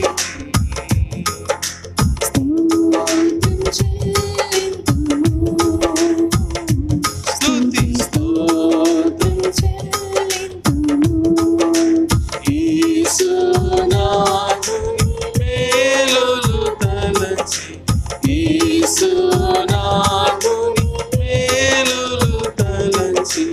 స్తోత్రం చెల్లింతుము. స్తుతి స్తోత్రం హల్లెలూయా. ప్రార్థన చేద్దాం. మహాపరిశుద్ధుడా, సర్వశక్తి కలిగిన దేవా, మరి నాయన మరి నూతన మాసంలో మమ్మల్ని ప్రవేశపెట్టారు.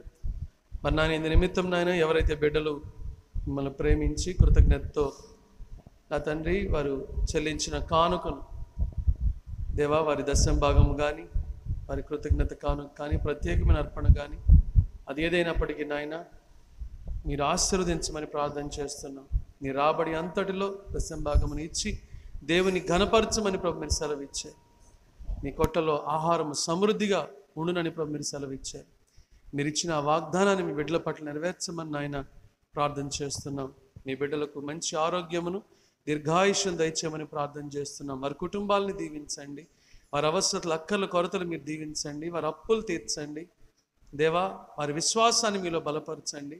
ముఖ్యంగా వారి ఉద్యోగాలని వారి వ్యాపారాలని దేవా, మీ బిడ్డల చేతి పనులను సమస్తాన్ని మీరు ఆశీర్వదించి ఆత్మలో వర్ధిల్చున్న ప్రకారం అన్ని విషయాల్లో వర్ధిల్లటానికి మీరే సహాయం చేసి మేలులతో తృప్తిపరచమని యేసు నామములో అడుగుచున్నాం తండ్రి, ఆమేన్. మరలాగే సంఘ కానుకల్ని ఇప్పుడు ప్రభువుకు సమర్పిద్దాం. గాఢంధకారములో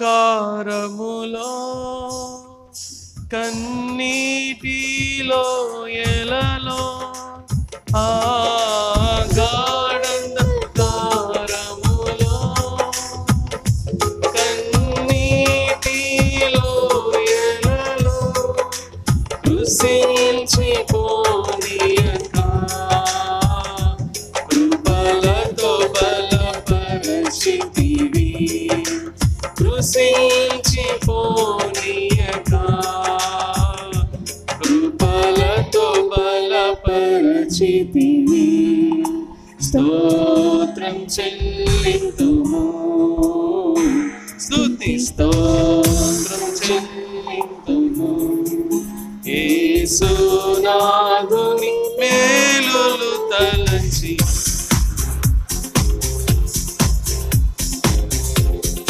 యేసునాథుని మేలులు తలచి స్తోత్రం చెల్లింతుము. స్తుతి స్తోత్రం చెల్లింతుము. సజీవయాగముగా మా శరీరము సమర్పించి సజీవయాగముగా మా శరీరము సమర్పించి సంపూర్ణ సిద్ధి నొందా ఆత్మను నొసగితివి. సంపూర్ణ సిద్ధి నొందా శుద్ధాత్మను నొసగితివి. స్తోత్రం చెల్లింతుము. స్తుతి స్తోత్రం చెల్లింతుము.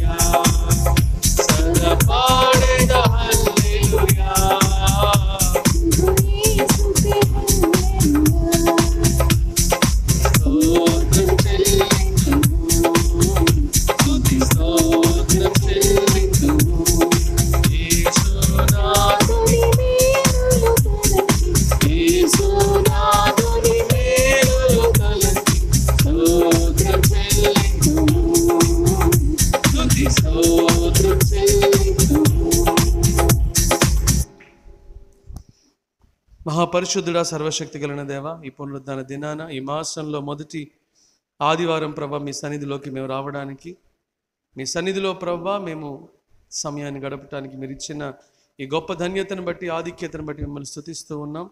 పాటల్లో, ప్రార్థనలో, వాక్యంలో, ఆరాధనలో, బలారాధనలో మీరు ఎంతో సహాయం చేశారు. మీకు స్తోత్రం. వెత్తబడిన వాక్యం అందరి హృదయాల్లో పనిచేయనట్లు, ఫలించినట్లు మీరే సహాయము చేయమని మీ బిడ్డలనైనా ప్రేమతో, కృతజ్ఞతతో, సమర్పణతో ఇచ్చిన ప్రతి కానుకను దీవించి ఆశీర్వదించమని ప్రార్థన చేస్తున్న వారి ఉద్యోగాలను, వారి వ్యాపారాలు, వారి చేతి పనులను మీరు ఆశీర్వదించండి. వారి కుటుంబానికి మేలు చేయండి దేవా, క్షేమం దయచేయండి, ఆరోగ్యము దయచేయండి, దీర్ఘాయువు దయచేయండి. ప్రభా మీ బిడ్డల అక్కర్లు, అవసరతలు, అప్పులు క్రీస్తు యేసు ఐశ్వర్యం చొప్పున మీరు తీర్చండి దేవా. మీకు ఇష్టలముగా, మీకు సాక్షులముగా, మీకు నమ్మకస్తులముగా జీవించే భాగ్యం మాకు దయచేయండి.